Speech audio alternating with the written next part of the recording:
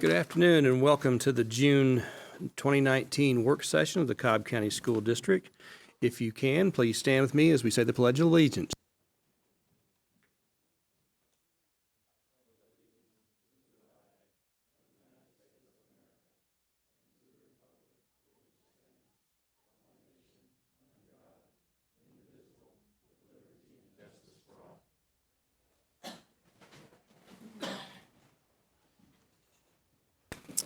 All right, thank you. Let's move on to public comments. Mr. Doyle. Mr. Chair, we have 5 speakers this afternoon. How much time can we allot? Give them each 3 minutes. Okay. Our first speaker is Wes McDonald, who will discuss Kennesaw Charter Math and Science Academy support. And he'll be followed by Valerie Tessman.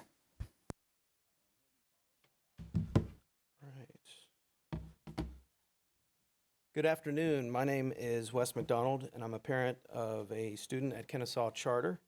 I'd like to ask the board to continue to support Kennesaw Charter.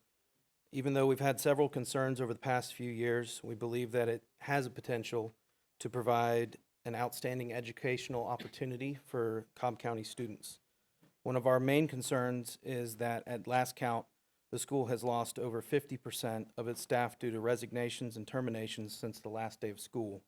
A straw poll of those who have left the school indicated that faith in the school's leadership and lack of a competitive salary was their primary reasons for leaving. It's my understanding that our school's leadership has begun the process of rehiring many of those open positions, and we hope that they will remain open and transparent with us.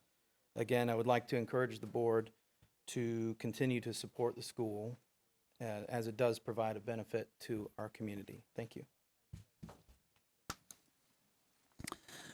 Our next speaker is Valerie Tessman, who will discuss South Cobb High School maintenance issues. She'll be followed by Leroy Trey Hutchins. Good afternoon. On February 10, 2019, I began to quietly advocate with the administrators of South Cobb High School for correction and understanding for a cause of brown and discolored water in our magnet building where my daughter's a student. Keep in mind, these students use these faucets on a regular basis to conduct science experiments, as my daughter did. That's how I found out about the discolored water. On March 29th, I was assured that the maintenance department had been notified of the issue.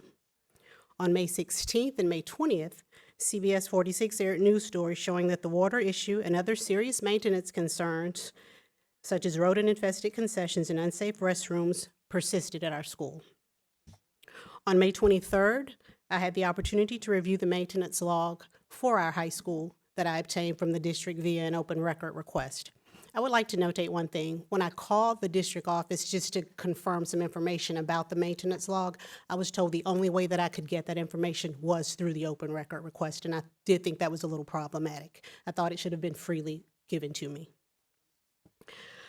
When I reviewed the log on May 23rd, I found that the first notice of the brown water issue even being logged in was on May 17th, the day after the news story aired.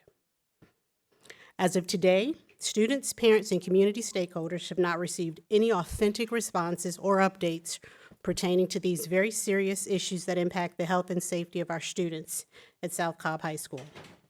However, on June 10th, the principal did hold a closed-door meeting with a newly formed parent leadership team of 3 parents. The meeting was instead of, a school council meeting which we attempted to organize, which included the 3 boards at our school, the 3 primary boards being Magnet Parent Association, PTSA, and School Council.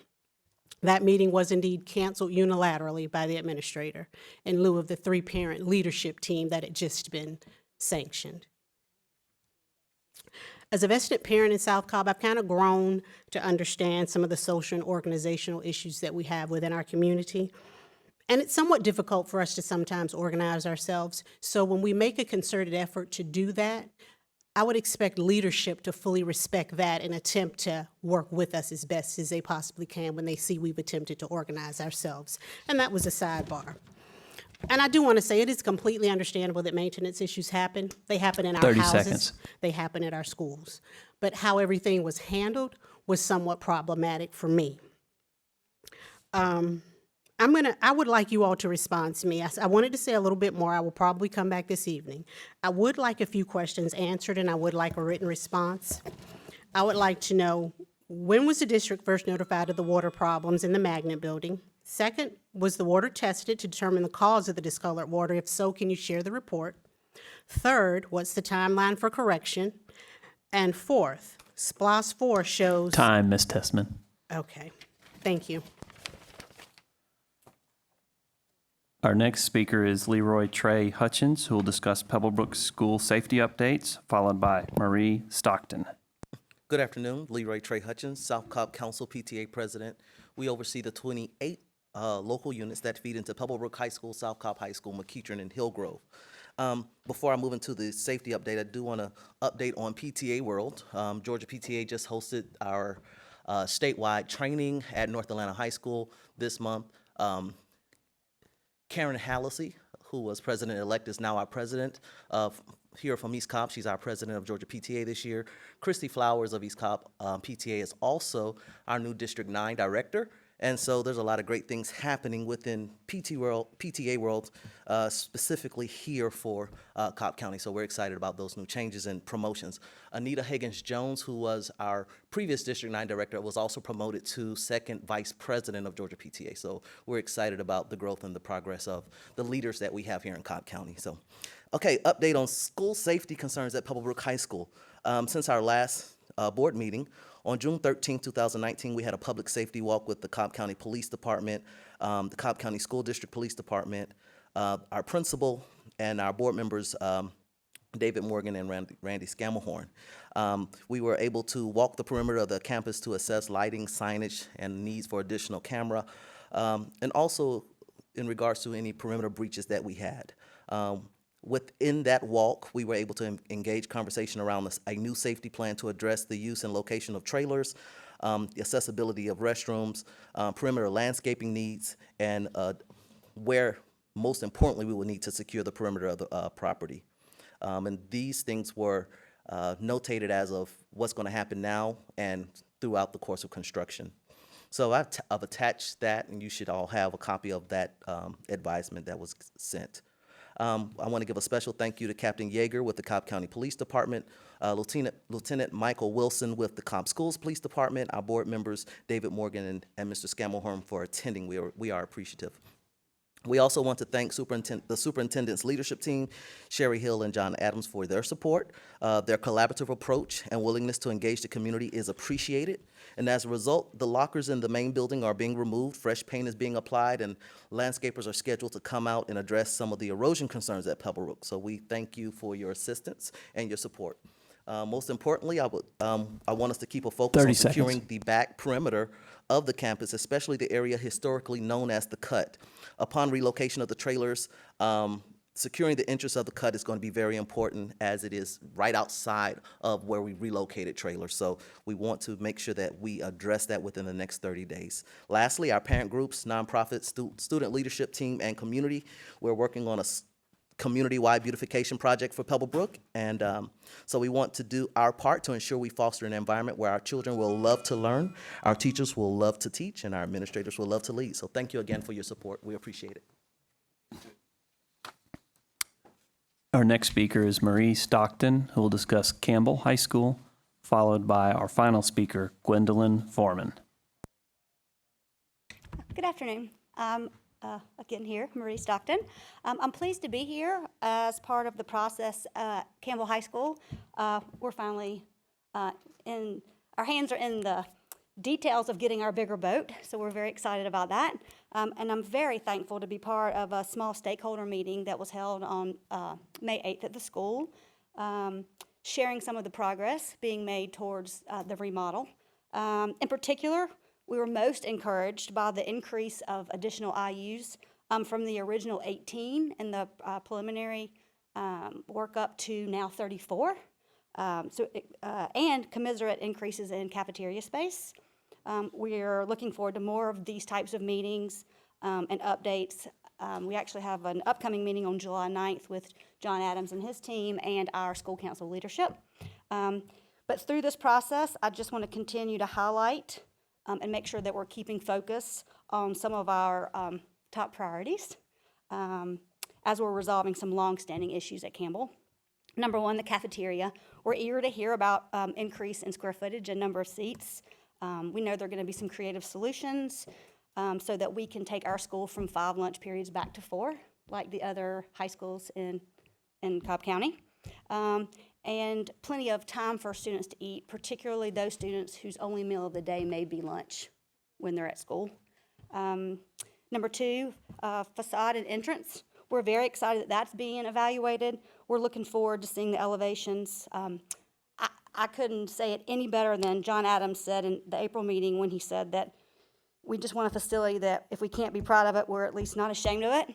So we feel like we're making great strides. And yes, I think it was. But we're excited about the work that team is doing to help us look at all the different parts of the school. Also want to make sure that there's a focus on the bathrooms. We're looking forward to further discussions about bathroom improvements, as that's a huge priority for the number of students and faculty at the school. And finally, parking. Since we moved to our current location 20 years ago and added the 2000 building 13 years ago and added our new gym, we've lost 35% or 260 parking spaces, while in that same 20-year time period, our enrollment has doubled. We've gone from 1 space for every 2 students to 1 space for every 6 students. And I'm excited, as you guys may be feeling the 30 pain of seconds. some of the parking out here, that as you coming up with some creative solutions, that those might be transferable to Campbell as we're continuing to try to tackle some of our problems there. So again, we thank you for the support that you're giving the school, and we look forward to continued updates and making sure that we are addressing these 4 key areas. Thanks. Our final speaker, Mr. Chair, is Gwendolyn Foreman, who will discuss Kennesaw Charter issues. Good afternoon. Hi. My name's, actually, I go by Wendy Foreman. I'm a physical therapist. I'm a former parent from Kennesaw Charter. My children went there for 4+ years. We pulled out in September for many issues, but I feel very strongly about our community and about the teachers and families that are still there. I just really, I pray that the board would look into and really dive into the issues that are still unresolved. I feel like from what I've heard, and I do not have anything that I can tell you that is solid. It's all hearsay. So I don't want to just, I don't want to just do that. I just really, really, I know that the teachers that are there, that's a family. It was a family. It was so hard to leave. And I feel like they're struggling. And whatever the board can do to help that school, I pray that you do in whatever way that you can. That's all I need to say. Thank you.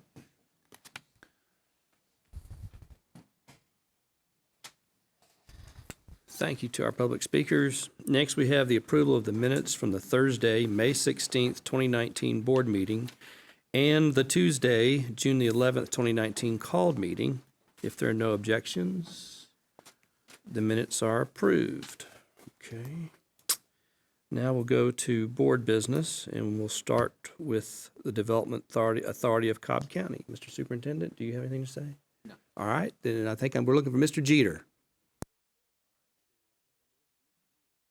And I can introduce you and say, this is Nelson Jeter, who is, I forget what your title is, but he's the man that helps lead all these things that come to us, and I'm going to let anyone you want to introduce, I'll let you do that. Thank you, sir. Thank you, Chairman Chastain. To all of the board members, thank you for allowing us to come before you this afternoon to present another exciting project. Before I do that, I just want to thank you for all of your participation last year. As a result of your efforts and others, we were able to bring about $478 million in new investment and on the tax rolls for the county, creating roughly 2,300 new jobs last year as a result of Development Authority's work.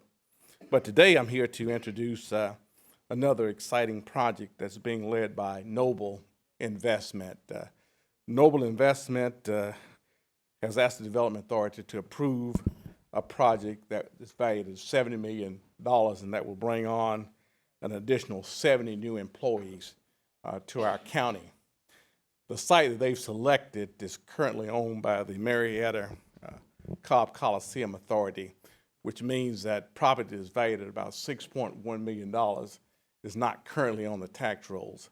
So as a result of them acquiring the property from the Coliseum Authority, they will add an additional $70 million investment that will be on the tax rolls even through an abatement period. The net present value to the school system would be about $1.4 million. At this time, I'd like to introduce Mr. Andrew Egan, who represents the client that will share some additional information with you.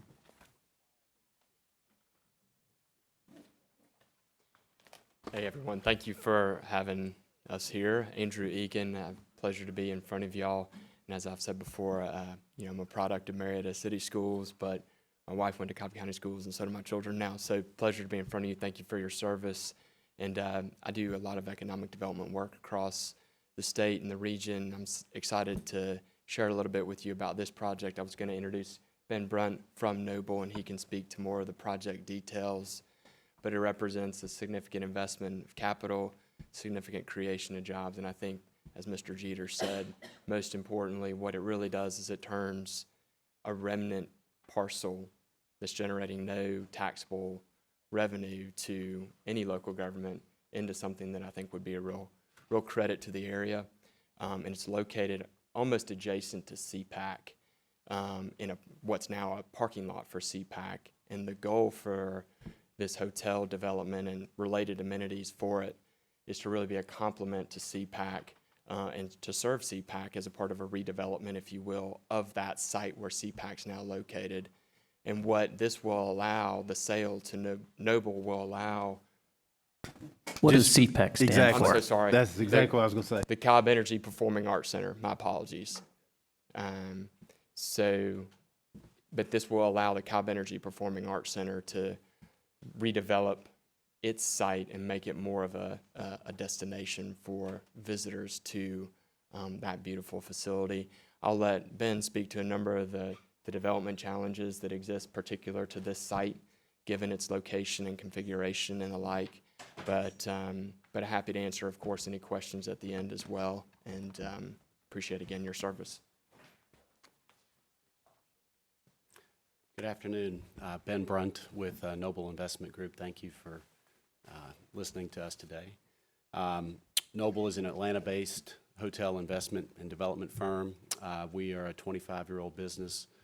We predominantly focus on investing throughout the Southeast. We've done quite a bit in Atlanta and Cobb County in the past.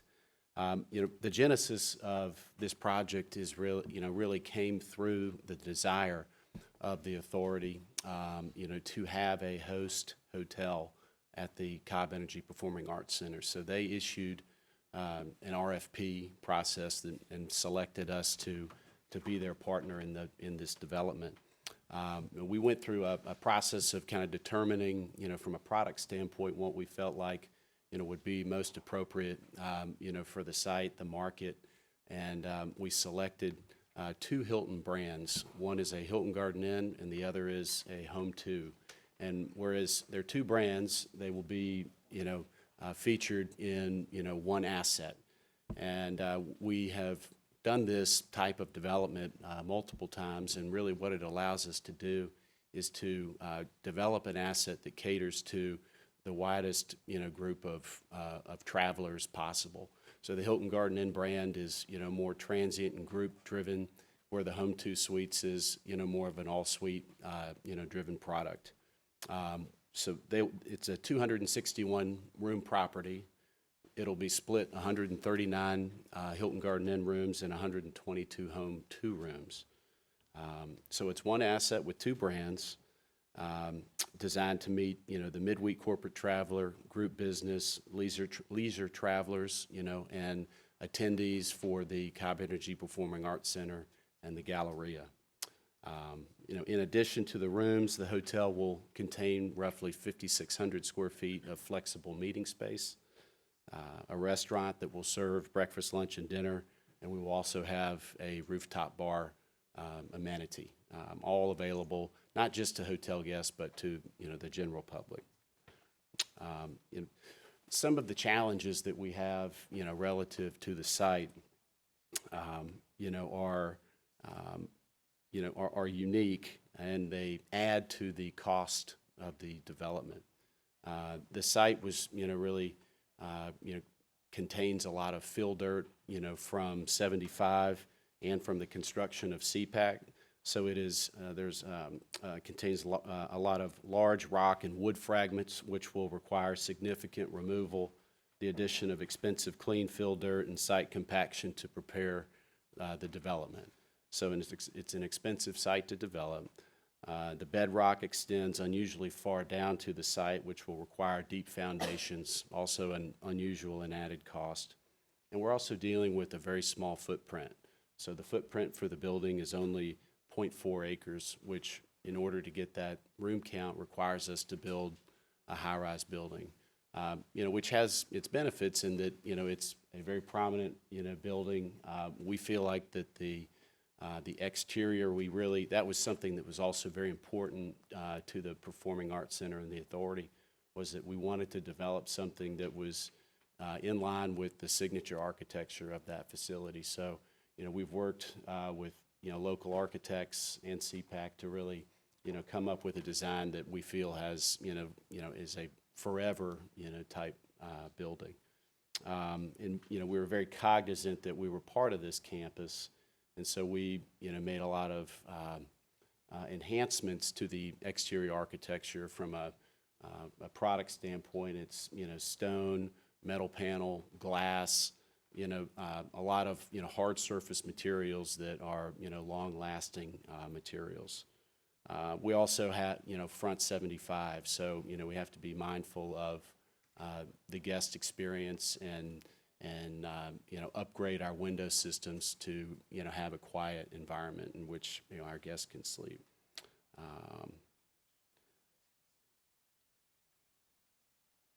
And it was mentioned that that after completion, we expect to have roughly 70 full-time jobs, at the facility.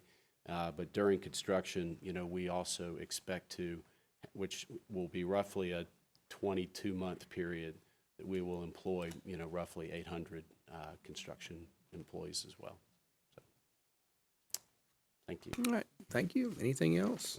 Any questions I can answer? All right, that's it. Does anybody have any questions or comments? All right, Mr. Scammahorn. Thank you, Mr. Chair, and thank you for being here. I was curious, you said you had to go fairly deep for the bedrock. How deep is that? In my yard, I can go a half a shovel deep and hit Stone Mountain.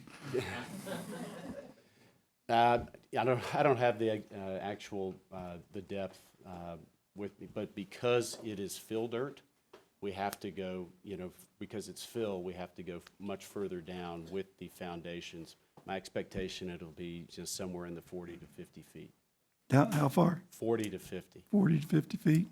So I understand that that's, what we have to do when we build bridges. You have to go down through the muck and the mud and whatever till you hit something that'll support it. Right.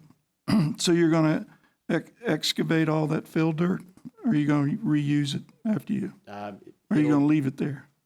A lot of it will have to be excavated, removed from the site. Okay. Okay. And what's your approximate completion date? Our expectation is that we will, we would break ground in August or September of 2020. And it's, rough, and then we would open, roughly around June of 2022. And you said 280 rooms? 261 rooms. Okay. Did you, and I'm trying to get through your package here too.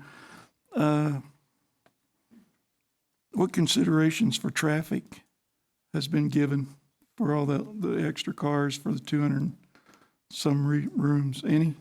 Do you worry about that? We don't, just given that there will be a new arrival, created, off of Cobb Galleria Parkway that will be essentially dedicated, for the hotel, guests. The authority, in conjunction with the development of the hotel, is going to develop a parking deck. So we're removing, call it roughly 200 spaces, and then they are going to replace those spaces plus add another 250 spaces, for hotel use. So within the new deck, we will have a dedicated tray of parking, for the hotel guests. Okay, I apologize. You lost me on part of that. So there's another company that's going to build a parking deck next to you? The authority is going to. The authority's going, The Coliseum Authority, oh, okay. Not us. not us. There's too many authorities. So as per the agreement, to acquire the land, the authority is to deliver us a pad site, as well as they will also build a parking deck that will add to their existing parking count, plus provide the parking for the hotel. So that's not included in your cost, though? That cost is not included in.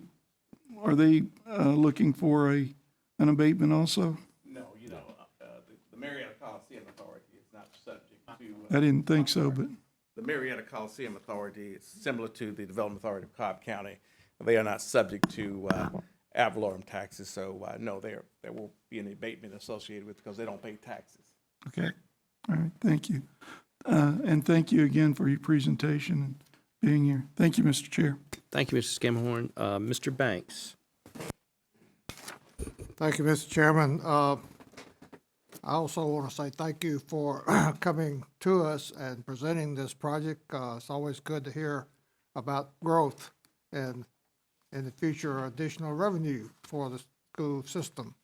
Got a couple of questions I need some clarification on. If you go over to, I guess, page 3, which is the Cobb County School Board and Cumberland Hotel page, your spreadsheet. The first question is, the first line has got total sales tax in year 1. Now, I assume year 1 will be 2024? Well, that would be 2020, the date that the hotel opens. That would be the sales tax on sales of. But that's not going to open until 2024, is that correct? Right, Okay, 2022. so the, So the first year is the 2022 year. okay. Now, the second question is on the property taxes. Can you explain why the number is going down rather than going up? Is there depreciation being factored in here somewhere? Yes, the way the model works, it uses IRS standards on depreciation. This is a very conservative model. In fact, it's discounted by about 3%. And during the 7th and 8th year on real property, it begins to depreciate the property. The likelihood that the net present value will be greater is very significant because in Cobb, commercial property has been increasing by about 5% per year. So we take a very conservative approach in developing this model. All right, in 2024, you will have complete build-out. So has the tax law changed to the point where you can actually depreciate the 100%? Excuse me, Mr. that year- Banks, just, I it's mean, it depreciates 2022. 2020. I'm sorry, 2022. It Okay. actually goes out about 7 to 8 years from there, then it begins to depreciate the asset on real property, Okay, according to IRS standards. all right, so we wind up in 10 years, with almost $5 million, less the expenses. Well, that's what the taxes would be in total, but you would end up at that time with about new revenue about $1.8 million. Right. If you look at the bottom line there. Right, that's the cost of taking After out. you- You're right. all your costs associated with Right. abatements, et cetera. Yeah, 1.8 million. 1.807. Yeah, okay. All right, that sounds good. Appreciate it. Thank you. Okay. Dr. Howard? I'd like to echo my colleagues here and really appreciate y'all coming to share this project. It sounds really exciting. Just for the sake of just really understanding what we're reading here, just looking at the table 2 about how it really impacts the school board. I saw that the net benefit over the course of 10 years, we're saying 1.8 million is what we're estimating. Yes. Can you give me a sense of, when it comes to the cost, just kind of in layman's terms, how is it costing the school board, and help me make sense of that between the cost and the benefits? Well, the cost, as far as the school board is concerned, is just basically what if you take a per student basis and take an average of about $3,300 per student and roll that out over the 10-year period, that's basically how you come up with the cost to the school board. Yeah, just real quickly, because I sort of have those same questions when I look through it as well. And on the bottom of page 1, cover page, there's some narrative around table 2.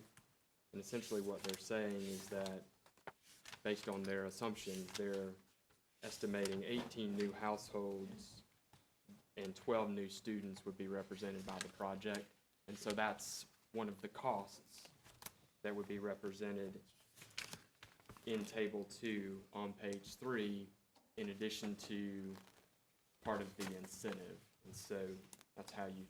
Right, so those projections, are we looking at under the line item for total education? Is that where those numbers are coming from? When it comes to estimate of That's right. how much it costs to educate a child based on The number of the, students. okay, so that's the total education, but for the total support line item, can you The just total break that? support is the amount of the abatements. Abatements, okay, Yes. and then, so support and then education, and put that together, and based on the taxes that come from the building itself Right. and the residents, I think are you counting the residents as well, who, Well, assuming that they come from Cobb that's County? the part of the new revenue associated with the project. So what it takes is all the new revenue associated with the project, and that would be the top portion of it. Sure. Minus the expenses associated that come out with a net present benefit to the school system. Okay, And you're right, and it's a little bit hard to read, I don't disagree. But in, some of those additional taxes, the sales taxes which you mentioned are pretty conservative. Sure. There's hotel motel tax associated with this as well, which is not, the model's so conservative, those hotel motel taxes aren't even included in here. okay. So So there's a good chance that the revenue would actually be higher based on what the market's looking like Yeah, and now. I think I made that Sure. comment earlier, that this is a very conservative approach. And even taking the depreciation model and the 3% discount, we typically would say that the new revenue to the school system is going to be greater than what's shown in the study, because it doesn't consider all the revenue factors associated, like hotel, motel taxes, and appreciation of real property. Now, on the personal property, of course, obviously, that will depreciate down to about 20%, depending upon the class of personal property that's associated. And are there any just concerns at all that may not be in the presentation that we should be aware of based on previous projects?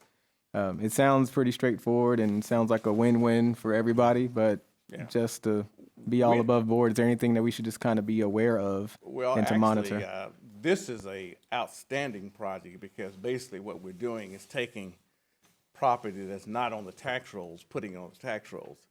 The property, as I indicated, is valued at about $6.1 million, that no taxes are being collected on it now.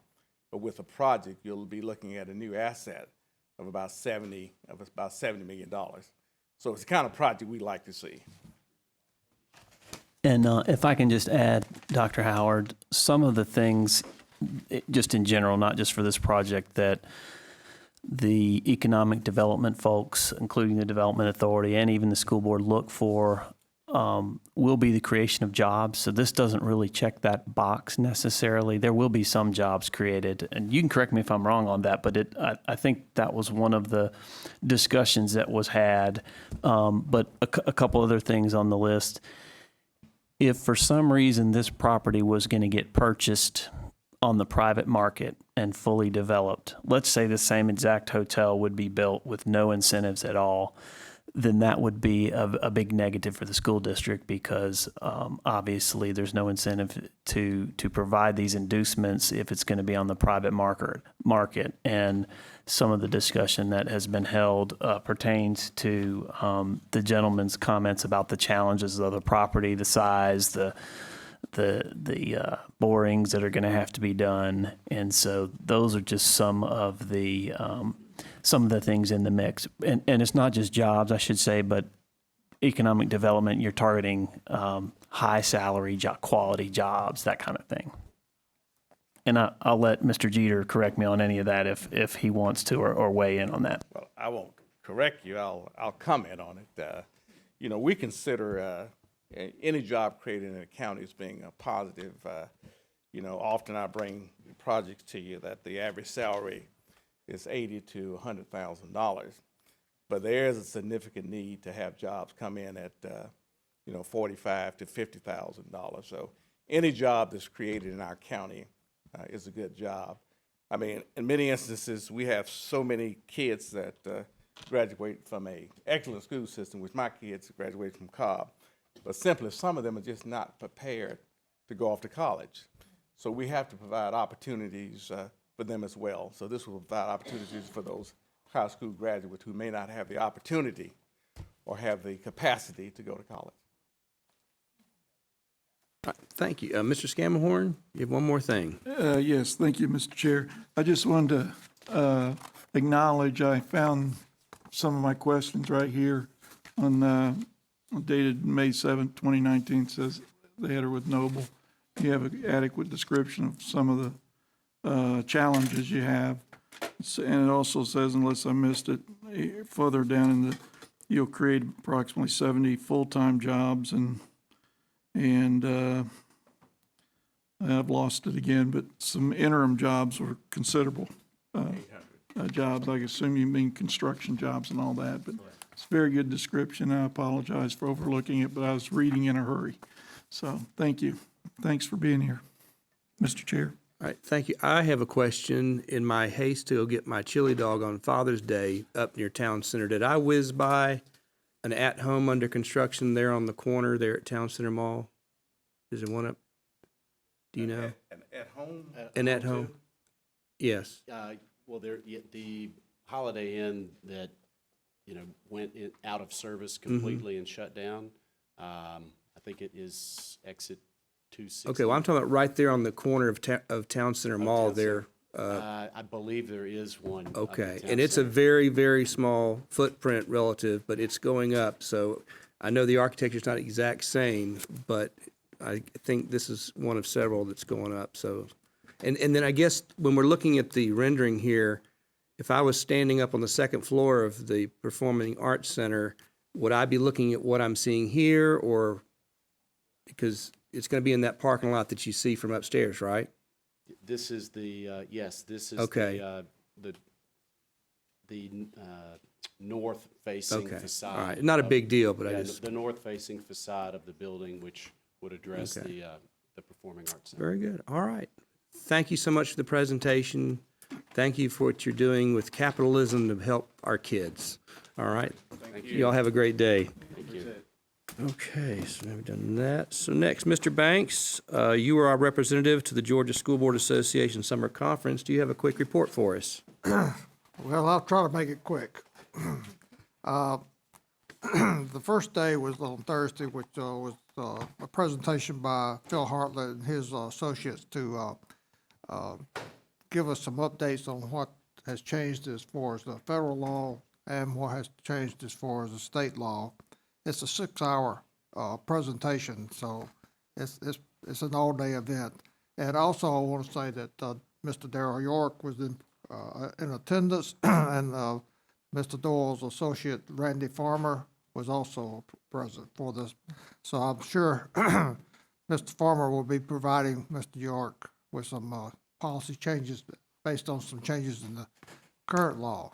Or I think it might be the other way around. We're going to talk to Mr. York about that. We'll help each other. Well, I got a lot of pictures of the presentation, so.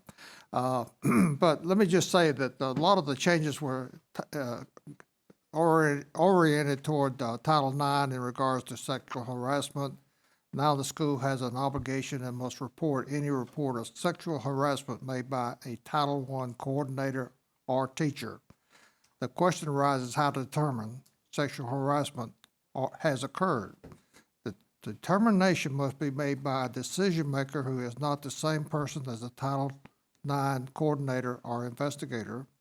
A single investigator or investigator only model is prohibited, so it takes more than one person. Submissions of the determination must be made by applying either the preponderance of the evidence standard or the clear and convincing evidence standard. After the determination has been made, there are specific steps that must take place. Records must be maintained for 3 years. Getting to the state level, House Bill 530 is the State Department of Education must notify local districts of home study submission. They must report to DFCS of these submissions. Senate Bill 60 is the State DOE or Georgia High Schools Association. Georgia, High Schools. I don't think that's right. I think it's Georgia Superintendent's School. But it must it is high school. Must set up guidelines and education material regarding the nature and warning signs of sudden cardiac arrest. Schools shall hold informal meetings for parents twice a year regarding symptoms and warning signs. I don't think we do that currently. House Bill 59 was military parents can enroll students before establishing residency. And Senate Bill 83, schools must make elective courses available in Old Testament and New Testament. Codifies REACH, R-E-A-C-H, scholarship and eligibility, and requires computer science in high school. Now, this is changing. In 2022 through 2023, at least one high school in the district must be providing computer science. In 2023-24, at least 50% of the high schools in the district must be providing computer science courses. In 2024 and 2025, all high schools in a district must provide these courses. And Senate Bill 25 pertains basically to the stop arm law and divided highway clarity as to when to stop. There's been some complaints about when and when you don't stop, when the highway is divided or when it's not divided. So that's been cleared up. And Senate Bill 48 on July the 1st, 2020, State Board of Education will develop policies for K-3 screening for dyslexia. And I believe when the governor went to, I'll ask the superintendent, when the governor signed the dyslexia bill, that was HB 332 at Wheeler. That was pertaining to one of the things he signed was dyslexia. So that's in the works. I'm sorry, Senate Bill 48. House Bill 332 now for bids of $10,000 or more must be recorded in the state procurement registry. I don't know, do we do that now? Okay. Senate Bill 12, each school required to post in a public area assigned with toll-free DFCS number to report child abuse. That's new. Also talked about discipline in Title VI, and civil, that pertained to discipline and civil rights. Also had some presentations on vaping products. Everybody knows what vaping is. Okay, that's you're going to see more laws come forward concerning vaping products and so forth. And also, we talked about substitute teachers, some qualifications and restrictions or regulations for substitute teachers. Also, the governor had a listening sessions, and some of the things that he was listening to was and commented on was dual enrollment, teacher recruitment and retention, student mental health, testing and accountability, priorities and initiatives, and also noted that the grade level reading rates are on the rise in Georgia. Now, one of the big concerns that the legislator and the governor has is the rural education. That seems to have some severe or serious challenges, and what they're trying to do is trying to meet those challenges and get the achievement up in the rural areas where they're not like Cobb County, where we have a large staff and large source of funds, but some of these rural counties, they just barely make it. So that's a concern of the governor. And the final thing is I'll go over to the delegation and the priorities that the GSBA has as far as what they're trying to get the legislators to create legislation and law for. And they break it down into categories. The first one is governance of education, and one of the new things that they added was the new position, and the GSBA proposes that one member of a local state legislation delegation shall not have the authority to prevent a local school board from carrying out its approved actions. The local state legislature delegation votes regarding the local school system should be governed by a simple majority vote. That passed. Also, they have a section called elections and appointments. There were no changes to that. They have another section called choice, which is public school choice. And they added another item called dual enrollment cap on credit hours toward TCC, Technical College Certification. That passed also. The next one was personnel, and a new item, the GSBA supports the funding of a comprehensive mentoring program for new teachers. That passed. And the other section is state and local funding partnerships. There were no additional items presented for that. And the next one was capital outlay. That stayed the same. Personnel funding, that stayed the same. Program funding, that stayed the same. And improving student achievement, attendance, a proposed amendment, GSBA supports compulsory enrollment in education programs for persons ages 6 years to 18 years who have not graduated from high school. So that's that, and that passed. And then they had curriculum and achievement, all that stayed the same.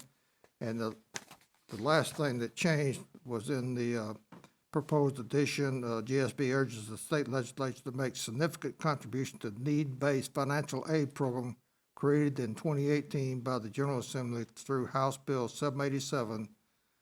GSBA urges the state legislature to increase funding for the HOPE grant program to cover full tuition for students in the technical college system of Georgia. That passed. That, Mr. Chairman, is my presentation of the GSBA conference in June 2019. All right, thank you, Mr. Banks, for representing us, and we appreciate you doing that and bringing back the feedback. I might also say that the conference, I think, had the largest attendance this year that I've ever seen. It was packed. You had to hunt for a seat. No. So that's unusual, but it was a good conference, and the policy, which is on Thursday, which is presented by the law firm Phil Hartley, we get an update and we find out what what the legislator has done to us as far as how how we got to operate as a board, and the specifications and the regulations that we have to adhere to. But thank you, Mr. Chairman. Well, thank you, sir. All right, next, we have the Facilities and Technology Citizens Oversight Committee report from Mr. Scamahorn, sir. Thank you, Mr. Chair. The committee met on Tuesday, May 28, 2019. The committee was provided an overview of food and nutrition services in the procurement department by Jill Vestal, Senior Executive Director, Business Services. And addendum to my report is she did an excellent job, by the way, and fielded all questions adequately. The committee reviewed and the previously board-approved projects, award of a contract for a cooler freezer replacement at Baker Elementary School, award of a contract for the Cobb Career Academy, award of a contract for King Springs Elementary School replacement, an award of a contract for the Instructional Sports Center addition and renovation in the Glover Street facility. And that's my report, Mr. Chair. Thank you. Thank you, Mr. Scamahorn. Okay, next, Cobb Schools Foundation update. Dr. Howard, do you want to announce your appointee to the Schools Foundation? Thank you. I've had the pleasure of appointing Dr. Faith Bates to the Cobb County School Board Foundation. Thank you. Thank you, Dr. Howard. And the school, the folks getting on the board of the foundation are the ones who are going to help us to raise the money and help fund some of the things that tax dollars don't fund, that we don't fund with other things. And is working on bringing up fundraising projects. And this is one of those things where the people who get on the board are the ones that are out there to be the cheerleaders for the Cobb County School District and also to ask for a little bit of money. So we appreciate what they do. Next, board members, you received an electronic copy of the school council report from Pebblebrook. That was forwarded to you by email, and we have asked the superintendent to execute the response. Okay, so we've done that. Next, Mr. Morgan, you'd like to discuss the teacher transfer policy. Yes, thank you, and good afternoon to everyone. Appreciate the opportunity, Mr. Chair. Passing out a one-pager to everyone, should be enough, about the current teacher transfer policy. And just for the sake of clarity, when I say teacher transfer, I mean if you want to move from school A within Cobb County to school B within Cobb County. Actually, this comes from talking to teachers. In this particular conversation, something, they wanted to share with me. So what I tried to document in this one pager is our current process and suggestions that were made by teachers. From what I understand, I'll let Mr. Adams get one. From what I understand, the current process is you log in and apply, you get a reference from a principal, and then there's a waiting period. I won't take the liberty, Mr. Chair, to ask Mr. Adams to chime in wherever he so might, but does that accurately depict our current process? Thank you, Mr. Morgan. Yes, teachers can, their criteria you have to be able to apply for a transfer. 2 years, satisfactory annual evaluation. There's some exceptions to that if you want to change levels and things. The admin rule that governs it is GARF-R, just in case you're curious. But essentially, teachers that meet the minimum criteria apply for a transfer. They do it electronically. In the old days, it used to be a paper form.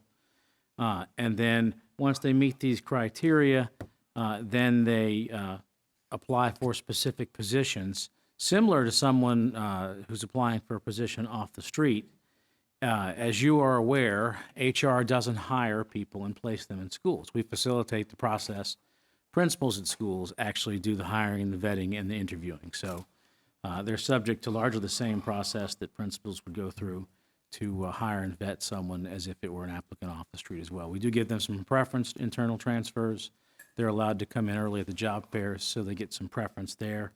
And we have, just for, to give you some scope of how successful the current process is, we do have about 250 teachers in a given year who do secure internal transfers. And that in part is part of why we have probably the highest retention, not probably, we have the highest retention rate of any of the big 6 districts. But that is basically the process, Mr. Morgan. Good, thank you. And appreciate that context and insight, Mr. Adams.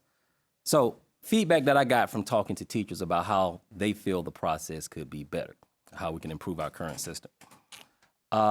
First thing is, when you have a reference from a principal, they wish that there was more transparency in the sense of the principal does it, executes it, but you really don't know what was written or what was said. And I think that, and once I gave it thought, and I tried to bounce this off of different individuals, what I write in the reference should pretty much be in alignment with what I've been communicating to you already about your job performance.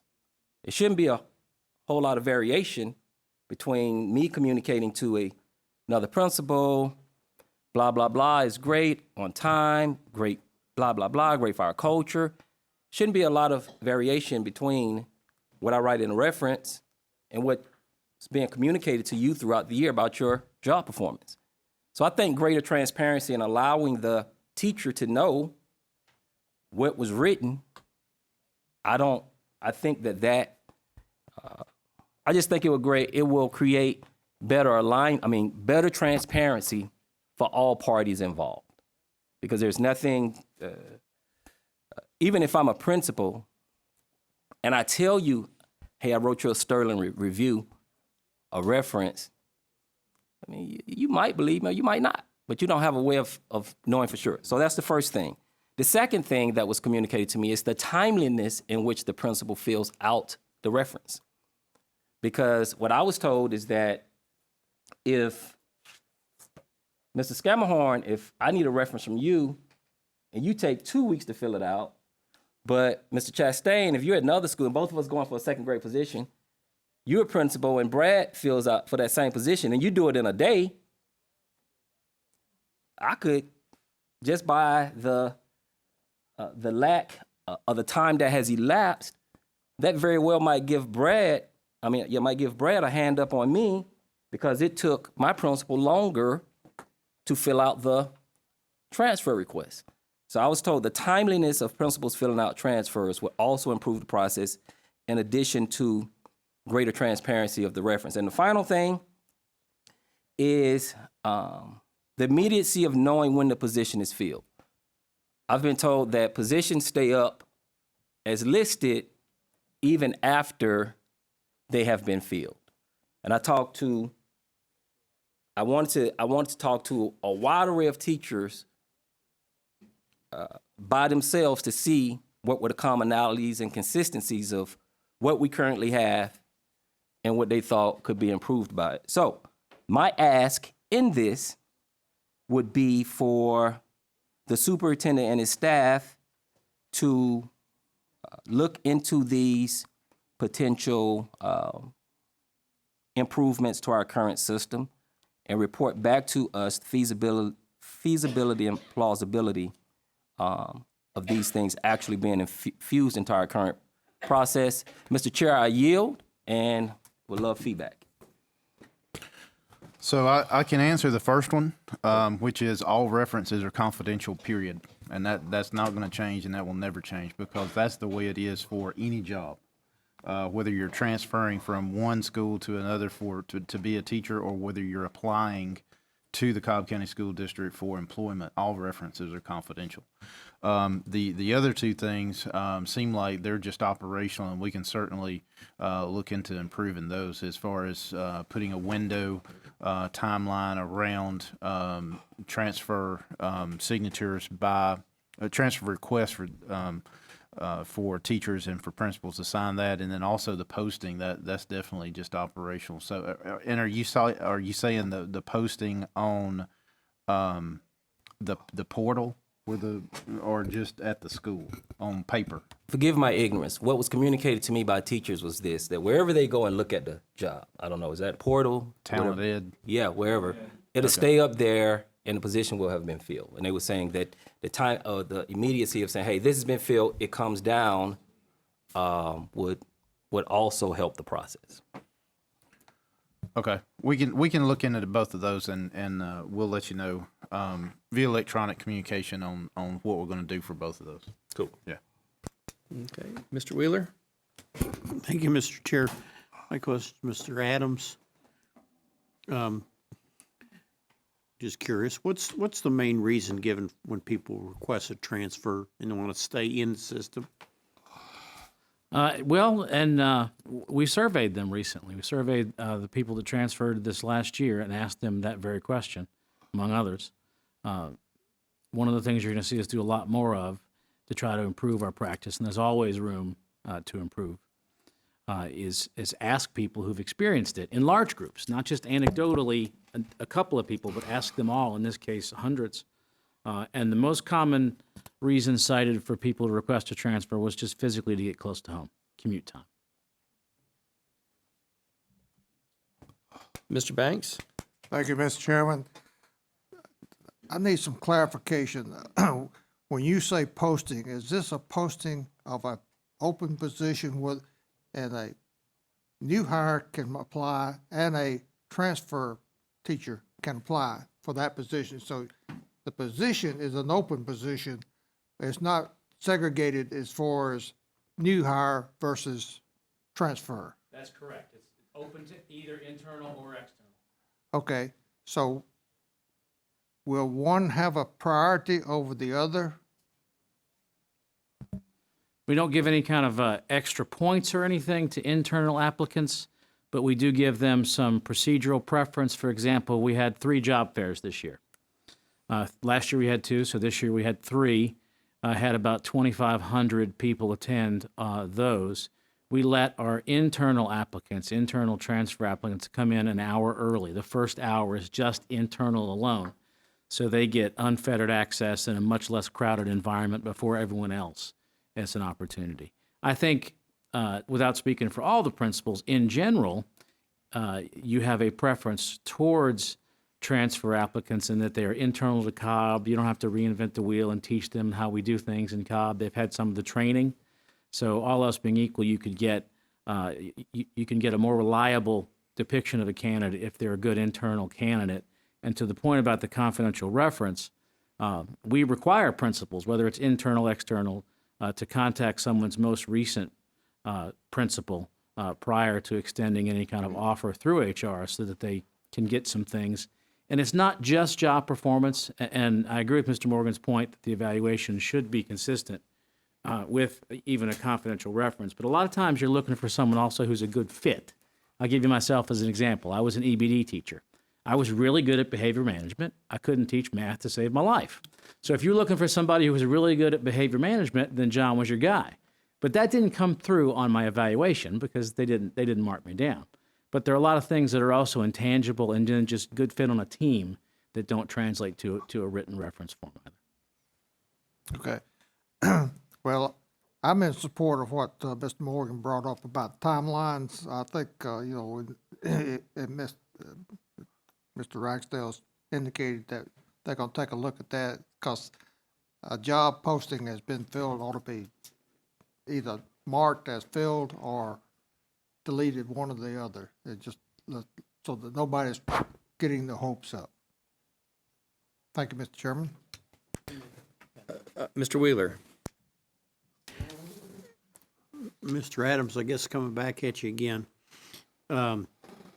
would you say that the South Cobb schools are where most of our transfers come from? I don't know if I would say most. We tend to have a little more turnover in lower SES schools. That is probably commensurate with where our teachers live. When you look at where our teachers live on a map, and we've actually done this, we've plotted where our employees live on a map as opposed to where they work. They tend to live in West Cobb, Paulding, Cherokee, and to a lesser extent East Cobb, but it gets a little pricey out in East Cobb for some of our teachers, frankly. So you see them when they want to get close to home. That's the most common thing. You see them moving towards those West Cobb schools. So I would say higher. I don't know if I'd say most, Mr. Wheeler, but they probably have slightly higher. But that's not a comment about the students or the principals of those schools. It's more the fact that teachers just tend to live farther away, and it's more of a commute. You see, we saw particularly that when gas prices had spiked up because teachers started doing the math and figured out the gas prices. To the point also about positions being left on Talent Ed. Talent Ed is the internet program and platform we use to advertise and track vacancies. The way the process works is when a principal wants to fill a teacher position, they submit an EAF, and then once the EAF is processed, within a day or two, typically, the folks in HR take it down off the web, but they wait for the EAF to be processed before they can do that. But we'll definitely take a look at that, and then also put in a window. I think a week would be reasonable for the standardization of responses to references as well. I'm going to follow up. I was just concerned that we may have a South Cobb being used as a training ground. You get your experience and then you move on somewhere else. I was just curious if the part of the principals from the district HR that the commitment to the community, I would think that would be very important, that when you hire people, that you want somebody that really wants to be here and be a part of this and make it work. I mean, I don't know a lot about hiring and stuff like that, but I was just curious if that was if you felt that was a problem or not.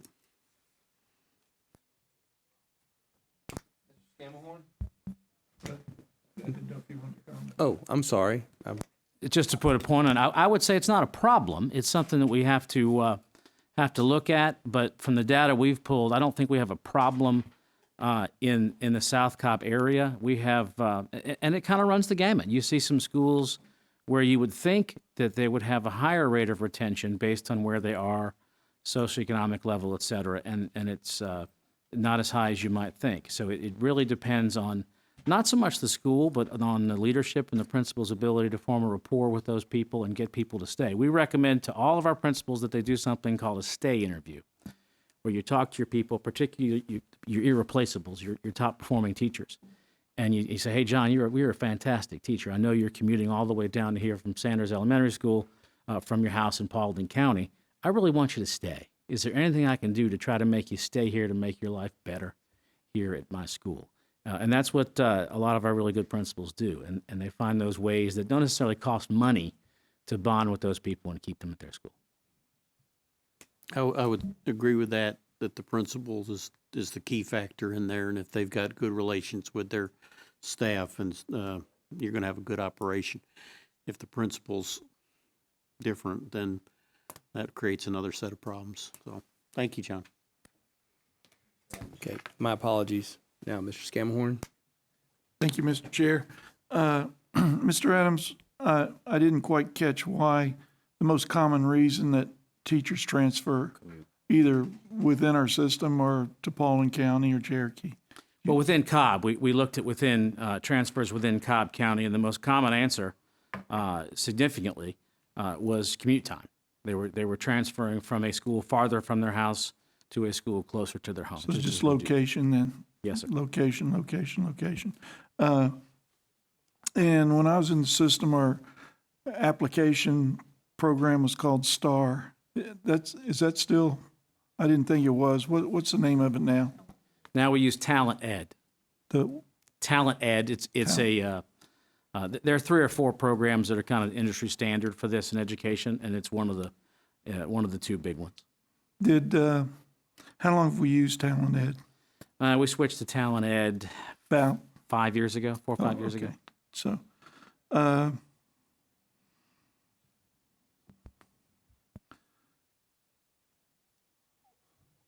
would you encourage transfers for teachers and/or administrations? That if I came to you and said, "Hey, I'm thinking about wanting a transfer," would you encourage that? I would encourage people who think they might want to try a different experience, whether it's to get closer to home or you just want a different experience. You may have been at a relatively affluent East Cobb school and you want to try your hand at a school at the other end of the spectrum. All of our schools have challenges, but sometimes you've been 5 or 10 years at a location, you want to shake up the snow globe, as I say. And that's one of the great things about Cobb.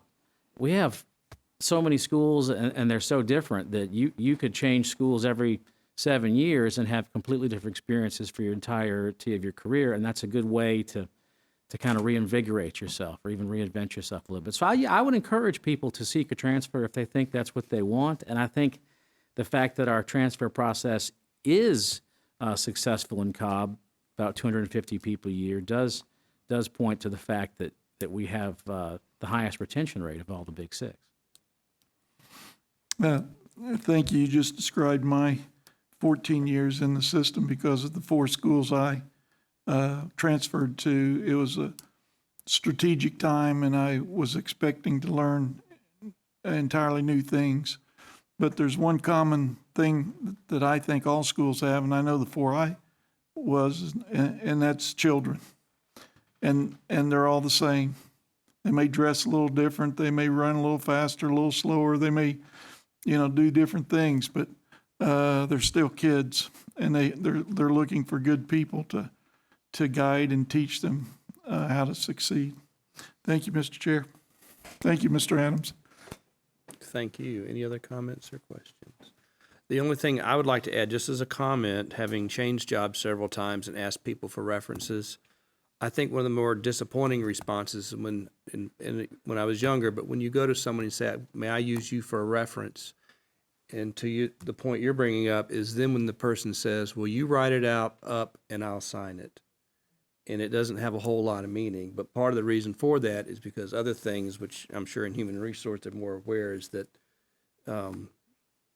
there's some issues that get created. So I'd rather have, me personally, based on my experiences, ask the person for the reference and leave it there. Mr. Scammore, you have one last word? Yes, thank you, Mr. Chair, and thank you for reminding me. As to the suggestion of sitting down with somebody and talking about why you didn't get a position or why you didn't get it. I mean, I'm not a psychologist, but I've often thought of that pertaining to myself over the decades, even though I don't look that old.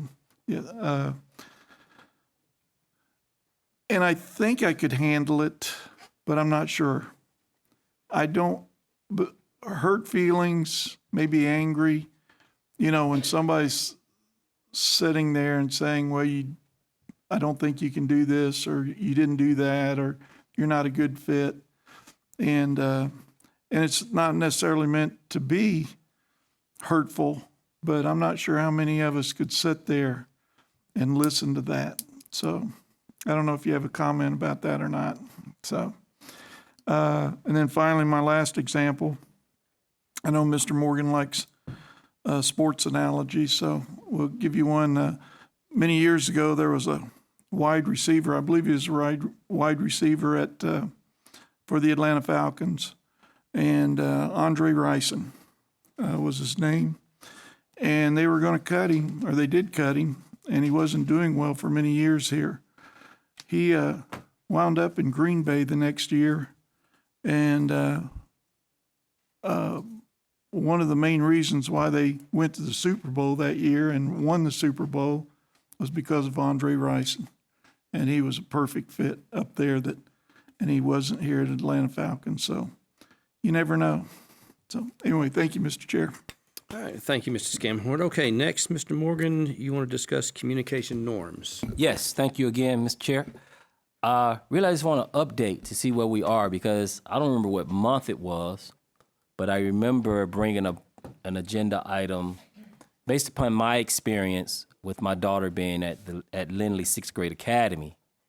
And I think Layla had 5 or 6 teachers, and all the teachers were, well, not all of them. Most of the teachers communicated with me, but one teacher would be a blog, another one would be an email, another one would be remind, another one would be, well, actually, one teacher said she doesn't use any of that stuff. Call her. And what I found was, honestly, in communicating with the teachers, my head was spinning of me trying to remember, okay, Ms. Smith, I'm supposed to email her, is the blog, is it remind? So the conversation that we had was there would be an exploration of creating a more simplistic platform per school so that a parent, if it were remind, everything comes to me on remind. If it's email, everything comes on email, whatever the case might be. So I just want an update about where we are in that exploration, Mr. Superintendent, and the feasibility, plausibility, because I know that's what we were, where we left the conversation. Yeah, so thus far, basically the update is we are not in a position to recommend a single platform at all. The teachers, number one, they're not required to use any of the things that you just mentioned to communicate.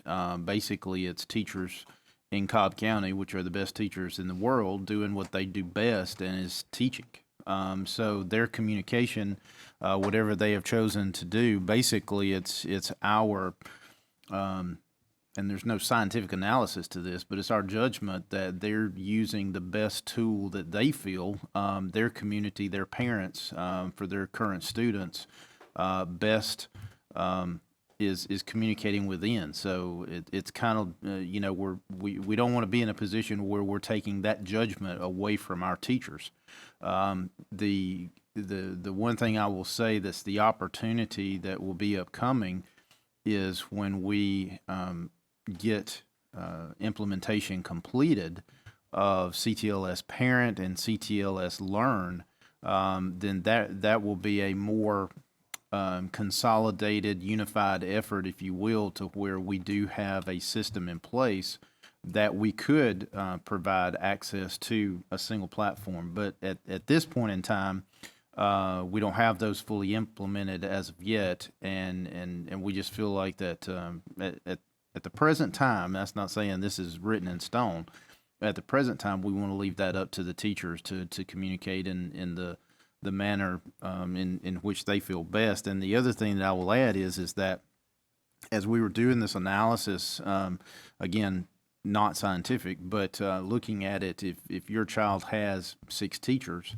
you're going to be going to 6 locations anyway to assess and access the information that the teacher is communicating. So right now, we just don't feel, we don't believe that we're in the position to, number one, consolidate, but also require teachers to use one platform or another.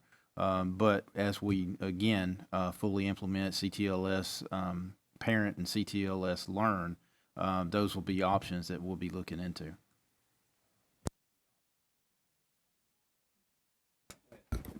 Thank you. Maybe I wasn't as coherent as I should have been in my communications. My suggestion was not saying, okay, all teachers use this. My thought was, if my child goes to 6th grade Lindley Academy, Lindley 6th grade Academy, and I hear you, Chris, about what could be coming forward. So I'm not that's not the point that I'm making. But if my child goes to Lindley 6th grade Academy, if Lindley 6th grade Academy said, okay, we're going to use Remind. That's how we communicate. Everything, homework, field trips, et cetera, that was my question mark about the feasibility. If a school chose Remind, or if a school chose, I'm just throwing things out, I'm not saying these things are feasible, blog or email, just to keep everything across the board simplistic, because to your point, if my child having 6 different teachers, yes, I'm going to be going to 6 different places if I stop in that building, but I know if I'm working and I got children, I got responsibilities, and I got life, the more simplistic communication is for me, the better, as opposed to it being 2 or 3 or 4 different ways that a teacher might communicate with me. Follow-up question before I put a pin in this. Chris, what is your prognostications in terms of those things that you mentioned about CTLS Learn and what was the other? Was it Parent? Parent. prognostications in terms of that? Was that the stuff that you were telling me was caught up with the legislation, or is that completely different? That's completely different. Okay, what's your prognostications in terms of, I guess, rollout, implementation, proof of concept, et cetera? We're in the process of it now. CTLS Parent is basically completed as far as being created, but it's in the process of being implemented. CTLS Learn, we quite honestly need to identify additional budgetary funds to complete that, and that's not on the, there's not a fire lid under that anyway. That's kind of the last implementation, if you will, for CTLS. But all of that to say, we're in the process of implementing CTLS Parent as we speak. Okay, take me a little deeper. When you saying, like, you're saying, okay, so my mind goes to when we rolled some things out, CTLS, it went to this cluster of schools, and then we gradually built. Are you saying in that regard, in terms of? No, we're not doing any more proof of concepts for CTLS. CTLS is proven. The theory behind it has been proven. So now, granted, there are different functions of CTLS. When we say CTLS Teach, CTLS Assess, CTLS Parent, CTLS Learn. But the overall concept of CTLS being created was that overarching umbrella. So we will not be testing, if you will, proof of concept of any of the different iterations under CTLS. We will, and this is a bragging point, as we roll out the different components within CTLS, we allow the end users, which are our teachers, to make comments and recommendations in training sessions electronically, and a large majority of those have actually been put into production. So you can't really point to, no district can really point to this level of user interaction and user input into actually the development of an ongoing implementation of a system. So, I mean, they're really, it's not like I'm making this comment and there's been 3 comments from individual users that have made it into the production system.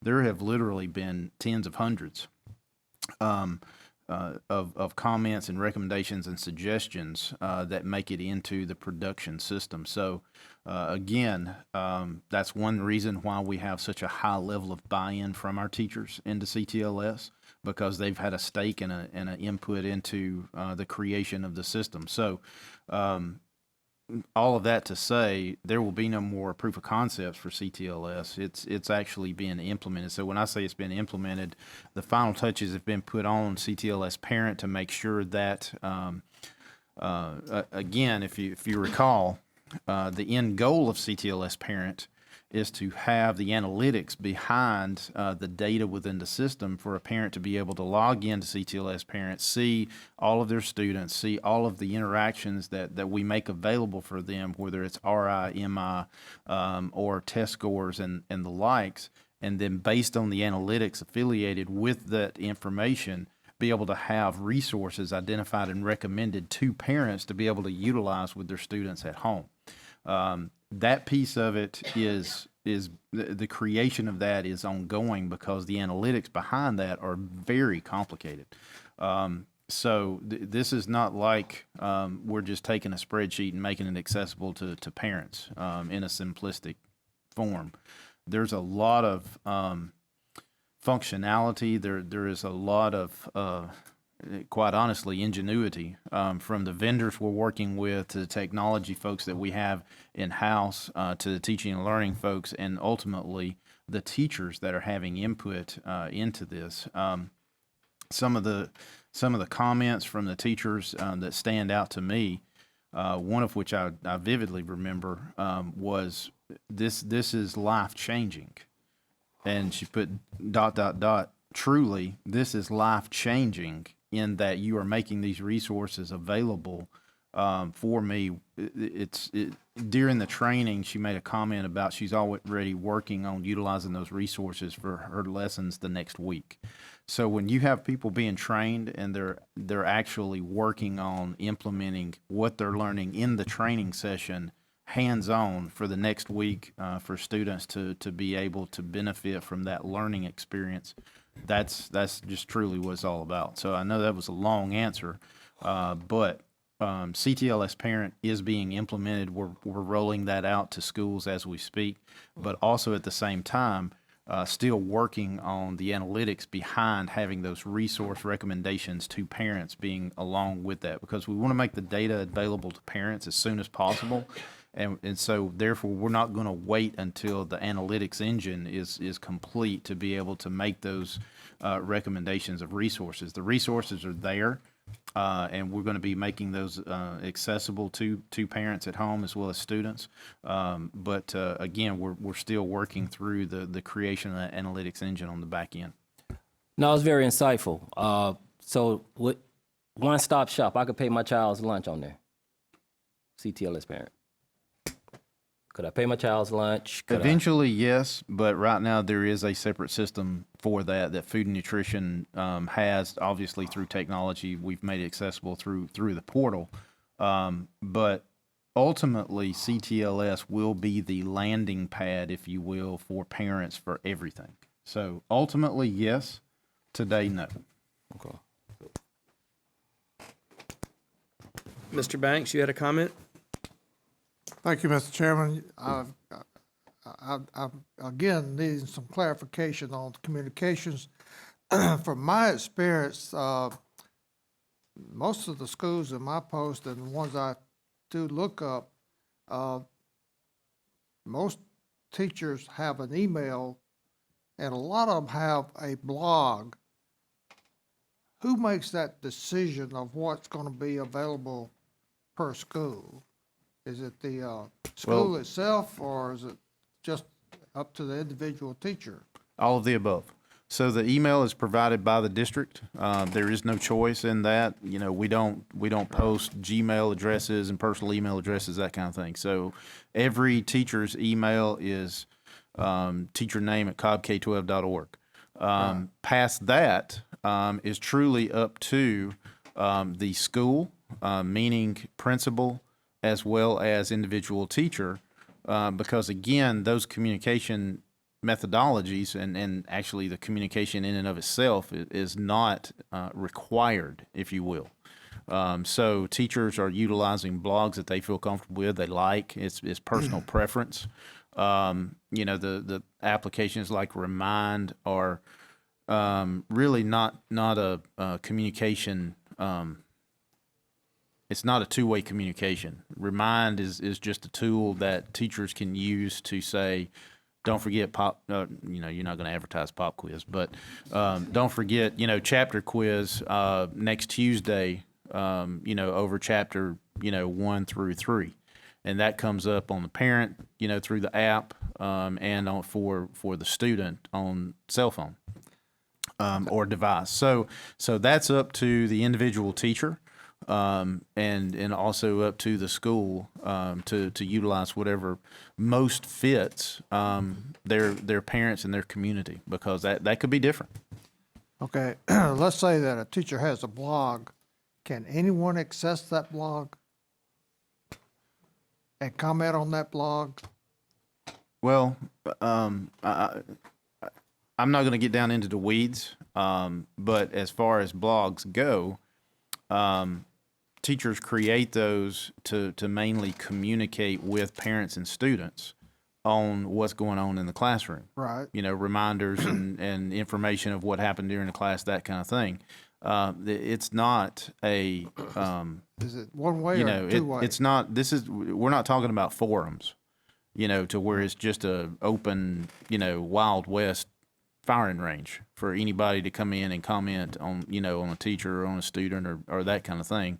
And really, we have to have the faith and confidence in the professionalism of our teachers, which obviously we do, to maintain the appropriate level of communication with blogs, because PSC has multiple standards as far as what is appropriate and inappropriate communication, not only with parents but with students as well. So that being said, we don't advertise nor do we create forums so for anybody and everybody to come on to and comment on. For again,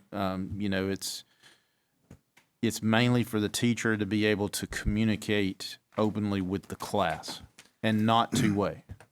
Okay, now, when we put, well, the implementation of parent into CTLS, which you said is being rolled out now, will that be mandatory for every teacher to have that application? Well, every teacher today is utilizing CTLS. Now, when you say required/mandatory, that's again, all of the talking points I just went through are the reasons that we don't have to make it mandatory and required, because the teachers had an input into the creation of this system. So they're not going to be able to, say, oh my gosh, I've got to do ABC and CTLS today. That's not the way this is meant to be. This is meant to be a tool for the teachers to utilize to further student success. So we're not about mandates and requirements, but at the same time, we do expect and have very high expectations for our teachers as far as the impact they're having on their students. So with that expectation being so high, great teachers that we have are going to be doing everything they can to help those students, and that's why you don't hear us saying, "Oh my gosh, we've got a litany of teachers saying, this CTLS thing is just crazy. I don't have time for it. It's taking up too much time on my plate," because everything we do is in an attempt to take something off of the plate of our teachers, to be able to have the tool there that's necessary for them to impact teaching and affect teaching in the classroom each and every day without it being a requirement, so to speak. I think in some of the presentations that's been made on CTLS is that there's more than just teacher communications in the parent application. There will be information, data, and so forth that will be out there available to that parent. Not just the teacher. A teacher could actually not respond or put anything out there if they wanted to, but there is other data that's pertinent to that individual student or parent. Well, I'm glad you brought it up from that perspective, because we can have the best communication tools on the planet and be communicating on an hourly basis. But if parents have chosen to opt out of all the communication, which we do have sometimes, then they miss that communication. We've had parents opt out of notification protocols and communication protocols for school events, and then they miss the communication that has gone out about something going on at the school, whether it's a crisis alert or whether it's a weather alert or whether it's don't forget the PTA meeting coming up. If a parent is opted out, there's nothing we can do about that.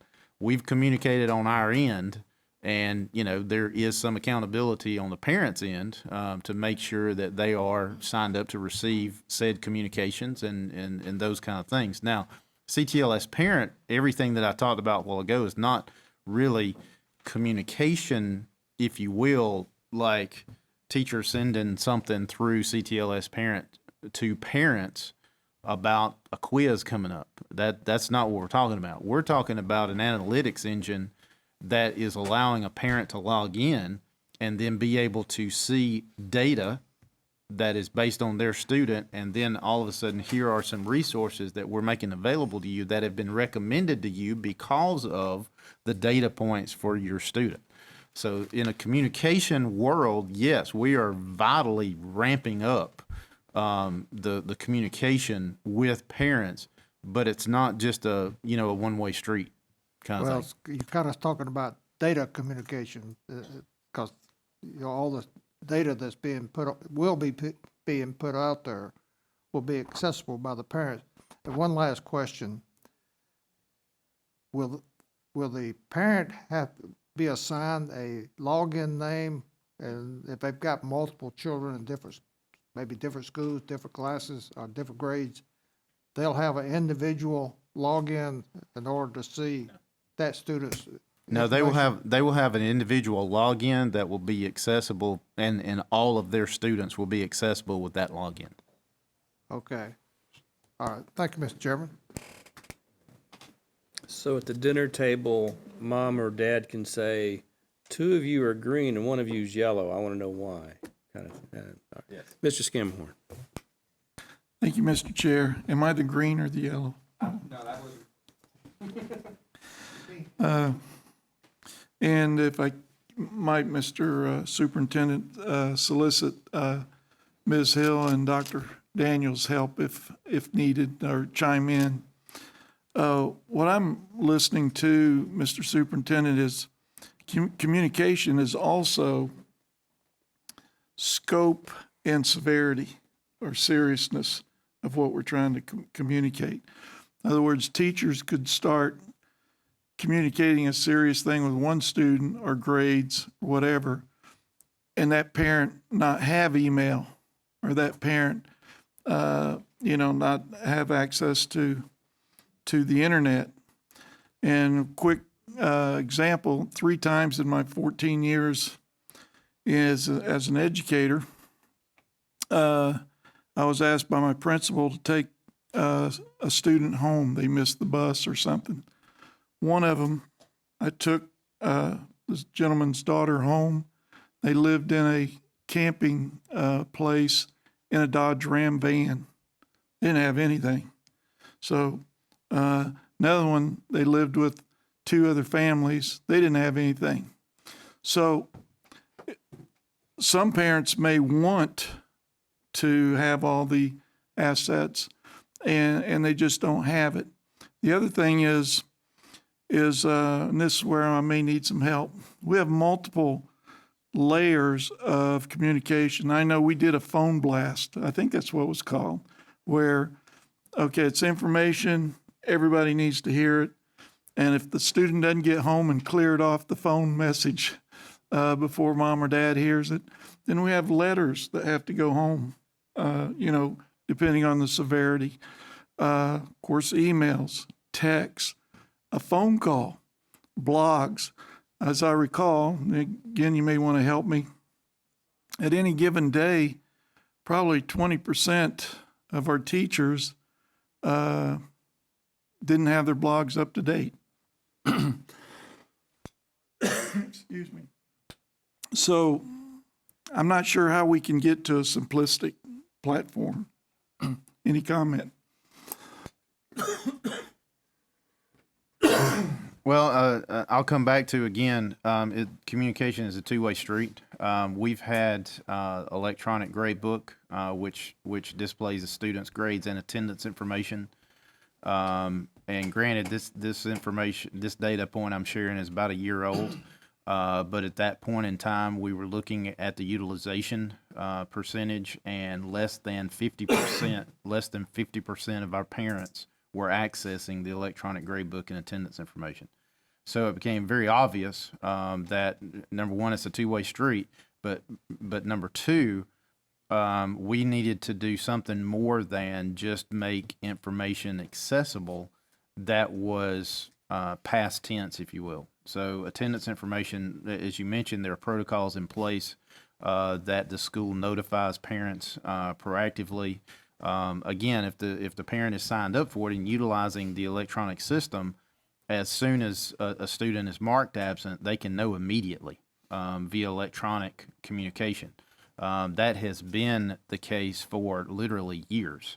That was way back when I was CTO. So that's been a minute.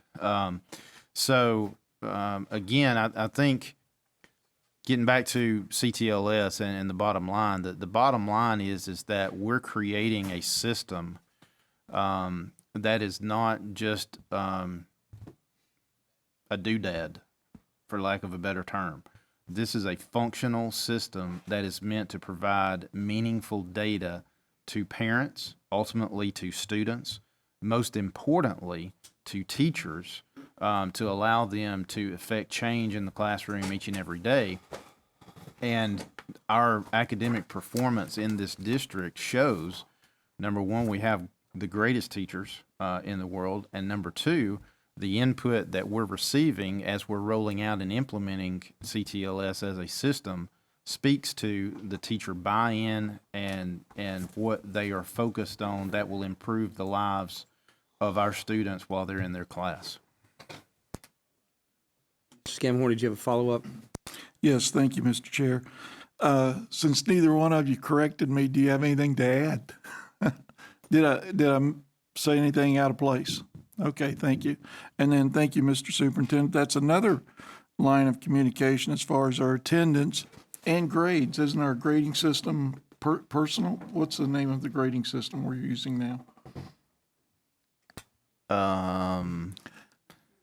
Synergy, thank you. Synergy. Okay. Well, we went Phone a through, friend, thank you. through a number of them.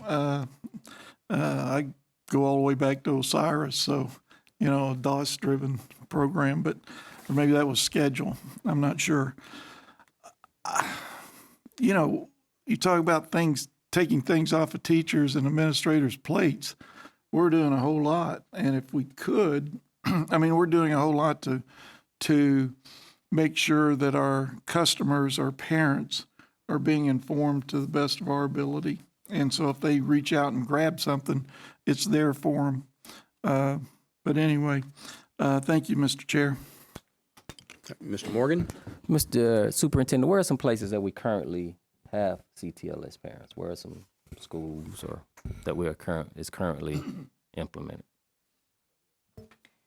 What we did, you may remember we've mentioned when we had it up and going, Mr. Morgan, we then spent from about February to April taking it out to school events, band concerts, PTA, so that our parents were able to kind of get in it and give us that feedback. So as Mr. Ragsdale mentioned, we have currently, when May ended, we had taken all of that feedback and had prioritized what we had been given and made those adjustments. So it's now prepared this summer to get in front of another group and see if it's ready to roll out full scale.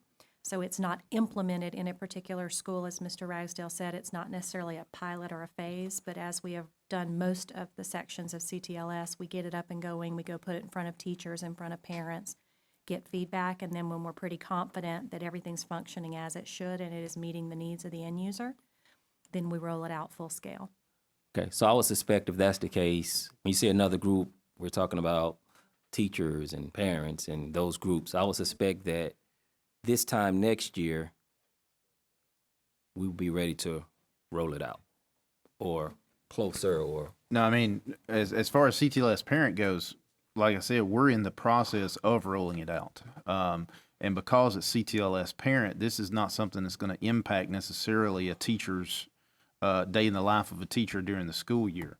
So there will be nothing preventing us from rolling it out at schools during the year because they're already using CTLS. CTLS parent is just simply going to be the culmination of data points that we make accessible to parents as well as other information because remember, what started the process was the old Picasso system that parents literally were threatening, you know, pitchforks and torches to storm the castle, so to speak, when that system went down.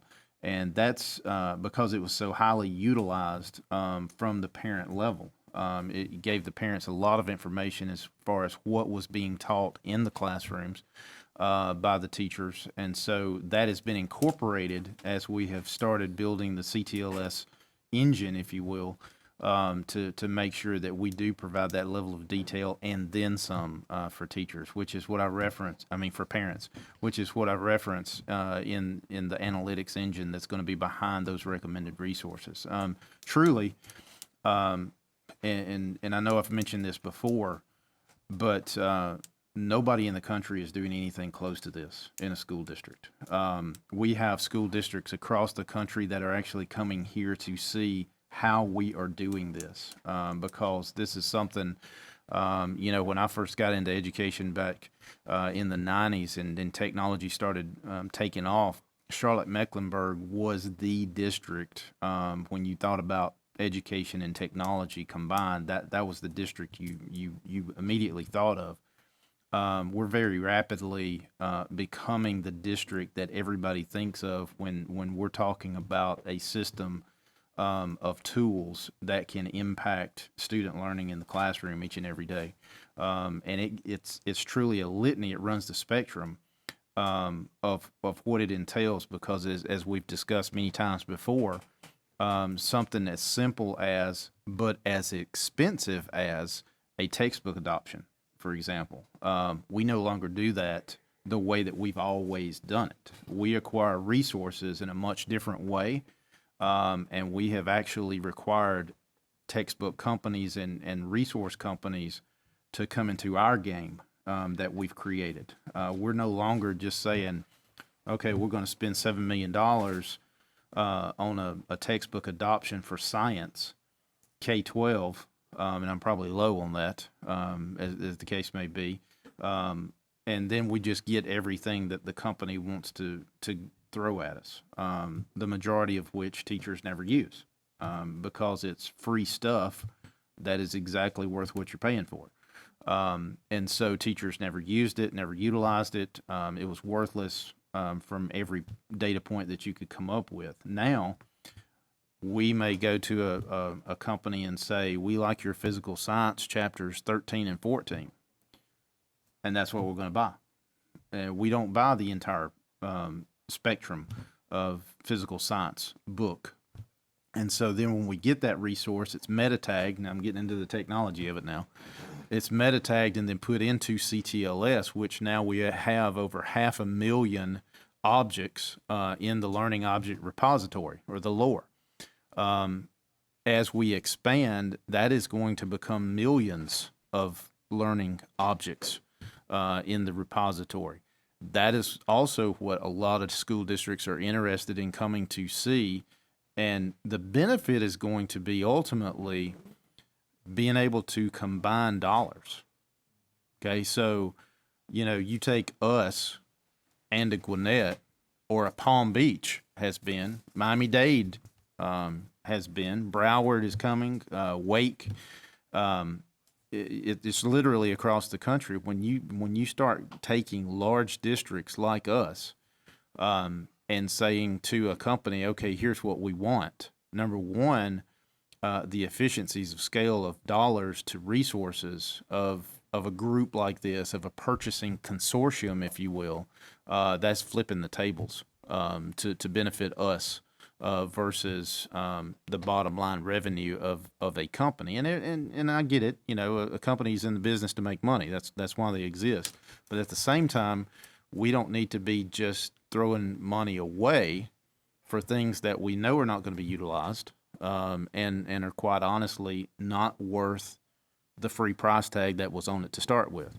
So all of that being said, it is a bragging point for Cobb County School District in that we are the tip of the spear. Now, granted, there's a fine line in the leading edge and the bleeding edge. Okay. And so we right now are on the leading edge, tip of the spear, on what kind of technology implementations are truly impacting student learning in the classroom. And it's not about the technology. It's about what the tool is that we're providing for the teachers to utilize in that classroom. And again, it's not for us to, brag about and point to, oh, look what we've done, beat our chest kind of thing. It's the comments that you read from teachers about how they're using it and how appreciative they are of a tool truly meant for student learning. So I know this has kind of developed into a CTLS discussion, but at the same time, I think it's very important because not only for parents that are here and for parents that are watching, but I think it's very important to know that your students are attending a school district that large districts across the country are looking to copy and learn from what we're doing. So that speaks to the greatness of our teachers, which ultimately speaks to the adoption of great tools. Because again, you can have the greatest tool in the world, if nobody's using it, it's not the greatest tool in the world. So we have truly, now this has been a path. You know, this is not like let's flip a switch and now we've got a great tool. It's been about 10 years in the making, and will be multiple years in the future perfected, because it is a truly a dynamic system. It is not meant to be a static one time, let's buy this, let's put this in, and our test scores are going to go up 20%. Yay us. This is truly a dynamic system that is meant to be living and breathing and changeable every day. So I appreciate the conversation that we've had. Appreciate the comments and also the questions surrounding it, because it truly is something that everybody can be proud of, because nobody else has it. Okay, Ms. Davis. Have we communicated any expectations for teachers in terms of the response time for emails? Just wondering. Not from this level, no. We leave that up to the principal of each school, because to that end, also making sure that teachers have, in a timely manner, kept their electronic grade books up to speed, because again, it's a two-way street, right? We can't expect parents to utilize the system if it's not kept up to date. So that has been communicated to the principals from the assistant superintendents, that the expectation is that in a timely manner that those electronic grade books are kept up to date. So it's not that we've said, within 24 hours of a test is to be posted kind of thing. We've not gotten to that level, but the principals have communicated to the teachers about that. Now, email communication is up to the individual school to adhere to a timely manner kind of thing. Thank you, Ms. Davis. Dr. Howard. Thank you, Mr. Chair. I just wanted to make a comment. The conversation kind of started out with really parent communication with the teacher, and I love how the communication went seamlessly into student achievement, and then kind of back into parent communication and back into student achievement. And I think it just speaks to how critical both are and how interwoven those things are.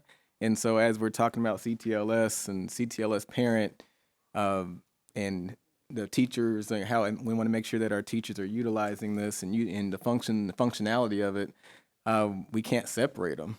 It's like this thing rise and falls with teachers. It also rise and falls with how easy and accessible is it for parents, and always keeping on our radar the everyday life of a typical parent, but also remembering parents who have those unique challenges that Mr. Randy Scamahorn brought up, because sometimes those are our kids that may require the most attention that affects student achievement, right?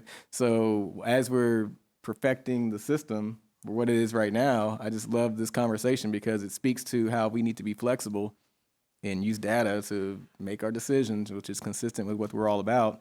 But literally every chance we get to make the system better and better, we can't just focus on one. Like you said, we can't just say, oh, this is a great system, but if no one's using it, then it's not great.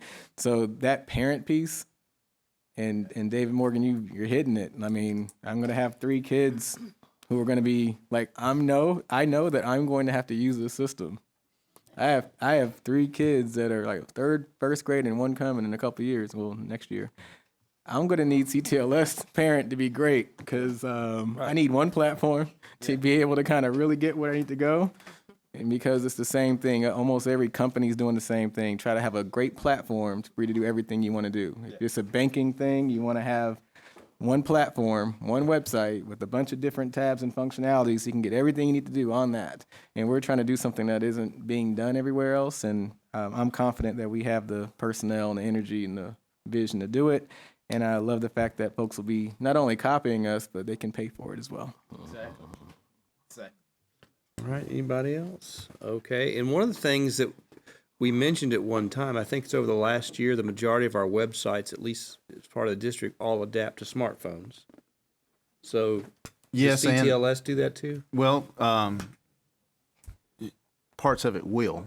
And I'm glad you mentioned websites, because we're in the process, communications is on streamlining our web pages. individual schools, getting their mascots and their logos kind of tied down, but also having the look, feel, touch. When you come to Cobb County School District main webpage and then click on a school, the look, feel, touch is going to be the same. Yes. And then once you get into the school's page, that's where they can, customize and individualize that. But and that is probably going to be rolled out. I'm not going to give you an exact date, but after school starts before Christmas. So that window is what we're targeting. All right, thank you. Okay, Mr. Morgan, CPR training for school staff.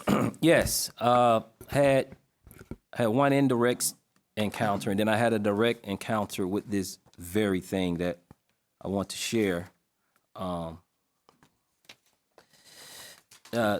indirect one, correct me if I'm wrong, but I believe the principal at Osborne, I'm forgetting his name. What's his name? Josh Mario. Had a situation recently where he had to perform CPR on a student. Am I right? And at least in that instant, he kept that child alive. I know it's little, man. I couldn't get the font bigger. I don't know how I couldn't. I was tried and tried. But nevertheless, he kept that child alive for that particular time. Fast forward, this school year, when I started back teaching, January 10th, had a student in my class, 5th grade science, and he was having an asthma attack. I had never seen an asthma attack. I didn't know what to do. He's just, I'm like, and then one of the kids said, Miss Morgan, he don't have his asthma pump. And now I'm really like, I'm like, I don't know if the kid, what's happening. And at that second, I felt powerless. Like, I was like, I don't know how serious this is, what I need to do, hit him on the back. I didn't know what to do. I say that to say, so when I thought about it, I said, again, I try to drill it down to my rising 7th grader. Would I want staff in the school CPR training? Yes. Never know what's going to happen. But I want them to be trained. Now, it might be a bit much, and as we had this conversation, I'll be welcome feedback. I don't know. I don't know the feasibility and plausibility to say the entire staff, like that could be 140, 100, lot of people in a big school like Campbell, right? But at very minimum, what I'm thinking is, what if the administrators are trained in CPR, just so if they do encounter something that Josh Marial encountered, they're in a position to help a child that's in need. What I passed around was an email that our council got to us about the liability part of it, and also I passed around a sheet that shows states who currently have, it's really, really little. Apologize for the small font. But about the liability issues, because I know there are some that come with that, and I would like our council to speak to it. But I guess my question is this. And again, this is exploration. What's the feasibility and plausibility of administrators being CPR/first aid? I had a first aid kit in my classroom, and this is just being transparent. I mean, outside of the Band-Aids, I really don't know what to do. If I had to open it in heat of the moment, I felt powerless. So my question is what's the feasibility, plausibility, thinking about liability, Mr. Counsel, of administrators being trained CPR first aid, because I feel like that is a safety issue that if someone encounters, we want them in a position to be able to help. Yeah, so it's a great point, and probably one of those things, going back to our previous conversation about communication. This is just a good conversation to have. Number one, for the board, it was beneficial for us in executive cabinet to make sure we were all preaching from the same page, if you will, on what we are doing. And so to answer your question, that is actually already in place. So first, let me brag on us for a second. We are the largest school district in the state to provide a nurse at every single school. A lot of school districts have to depend on other sources, if you will, like health departments and those kind of things. But we actually have a nurse in every single school, and that is either an RN or an LPN. And then, of course, we have nursing supervisor here at the central office level. We value our nurses, and obviously we value the function and the role that they play, because we have expended the money to have a nurse at every single school. And this previous budget that you guys approved, we placed all nurses on salary scale. So it is vitally important. As we say all of the time, anytime we're asked, the top priority of our school district is the safety of our teachers and students and staff. So we take that very seriously. Also, every single school has an emergency response team, and that emergency response team is trained on CPR every year. So definitely we have that. Obviously, the school resource officers are trained in CPR. Nurses obviously are, and also that emergency response team. We also make it available to anyone else, to go to the training, attend the training, etc. We don't require that, and we don't mandate that, because I think there is a fine line that we walk with what the expectation is of an employee on, to your point, what happens in the heat of the moment. You know what I'm saying? Because I don't want a teacher, or any employee for that matter, to not feel comfortable and confident to be able to render whatever aid that is, when that crisis comes to town. And that's another, I'll actually kind of bring in another student safety point that we've been working on, and that is Alert Point. One of the features of Alert Point is not just for the active shooter and the code red, and every badged employee can initiate that, but it's also for exactly what you're talking about and you described with the asthma attack. The employee would simply hit the badge one time, and that shows up on the screen in the front office of the school, and also on all of the devices for the school resource officers that Chris Ragsdale is in 103 and needs help. And the world's not coming as in a code red. We're outside of the school, but inside the school, they are. So the nurse, the school resource officer, they are responding to that event, whatever that might be. And then they can render that aid. That employee, specifically teacher in a classroom, knowing that literally it's a button push away for help, is a tremendous confidence factor to know that. And here's the thing too. It kind of comes back to the tool. You can have the greatest tool in the world. If it's not used, it's not the greatest tool. If the person, the employee on the other end of the badge pushing the button does not have faith and confidence in there is a trained professional coming when I need help, well, they're not going to push the button. You know what I'm saying? So to that end as well, I think that we can point to, again, not in a reactive manner, because a lot of school districts have had to react to unfortunate crises in public schools over the recent months and years, but we have done that as a proactive action. And so I'm glad that you asked this question, because it's allowed us to again talk about out loud what we do in our schools, because a lot of people probably don't know that there's an emergency response team at every school. So, and again, school resource officers, while we don't have them at every single school, we have multiples at every high school. We have one at every middle school, and then we have those assignments of elementary schools that are geographically close to those middle schools that the school resource officer visits on a daily basis. So, again, going back to our nurses, I can't say enough about this district's, and this is not me. This was done way before me, but if you recall, school nurses started with the money that we were receiving from the tobacco company lawsuits, right? That's what initiated nurses in schools. The money was provided for that seed, if you will, because as with most new programs in education that are funded at a level other than the local level, that money fizzled out.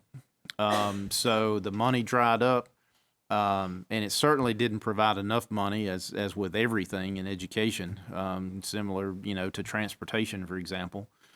We receive transportation money, but it is a, pittance into, what the actual costs of transportation are. Same thing with school nurses.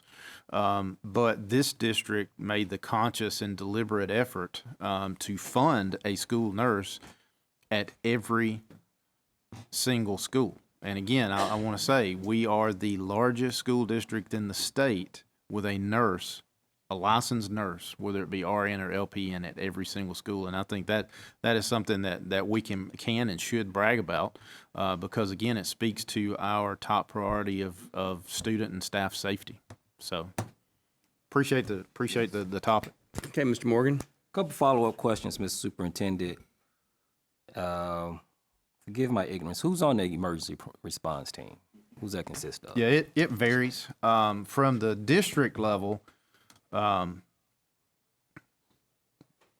I'm not going to say that out loud. I was going to say something you can identify everybody's on the emergency response team from the district level, but I'm not going to do that. And it varies at each school. Like at a high school, for example, it most definitely would be administrators, but also probably some coaches, PE teachers, those kind of things, because that was a significant injection of training was from the central office PE division. But it is going to vary because, again, we don't want to force, anybody, well, you are on the emergency response team, and crazy comes to town, and you're not comfortable. We don't want an individual to be in that type of position and not be comfortable and confident in that. So it's going to vary at each school, but it will be multiple people. It's not, the emergency response team is not going to be 2 people. Okay. It's probably 10, or give or take. If I'm David Morgan and I sign up to be on the emergency response team, then that means that I am trained to deal with unforeseen emergencies, or foreseen emergencies. I'm trained to go in there and do what I need to do. And one of the other points too that I failed to mention earlier is every one of our schools have at least one AED, the defibrillator. Oh, wow. Okay. Yeah. So, and that is a significant investment because, again, it's not a one and done kind of thing. Oh, we've purchased an AED for every school. That's great and wonderful, but they have to be maintained. The batteries in them have to be certified and maintained on an annual basis. They have to be inspected on an annual basis, and that is a cost and also manpower to do that. But we've had those utilized on students and staff, so it's definitely worth the investment. Good. And one other quick thing, alert point is it's already everywhere. It's not everywhere. Okay.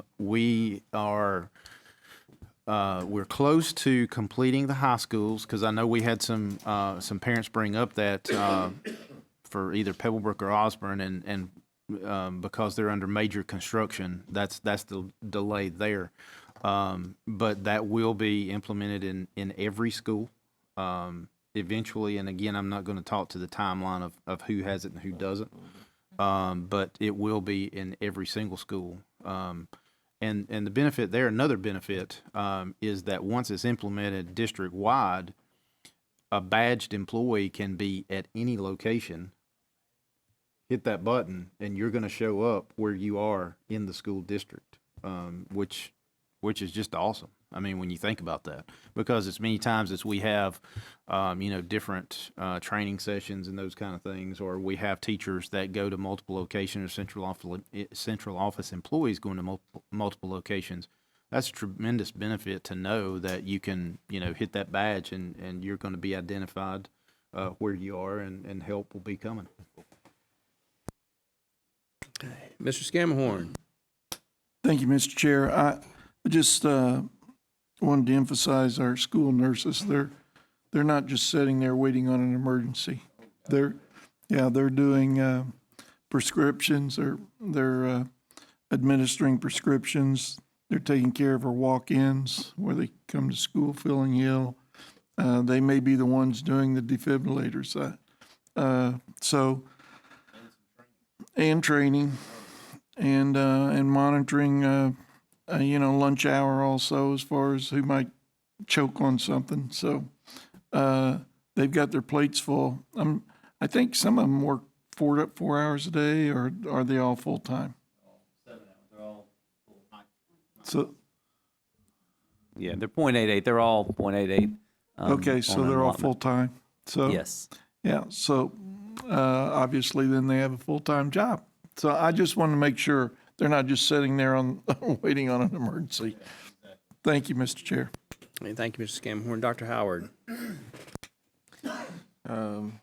Yeah, I really appreciate Mr. Morgan bringing this up. Kind of working in a facility where I have to keep my team trained very frequently. We know how important it is to make sure we're prepared for emergencies, and also how difficult it is when an emergency comes about and what that takes. One training's not going to do it. 2 training's not going to do it. It's a whole culture change. I appreciate the superintendent speaking to having a nurse per school. Just for commentary for the board and just for us to maybe consider for future meetings, our schools can range from anywhere, 500 to 3,000 students.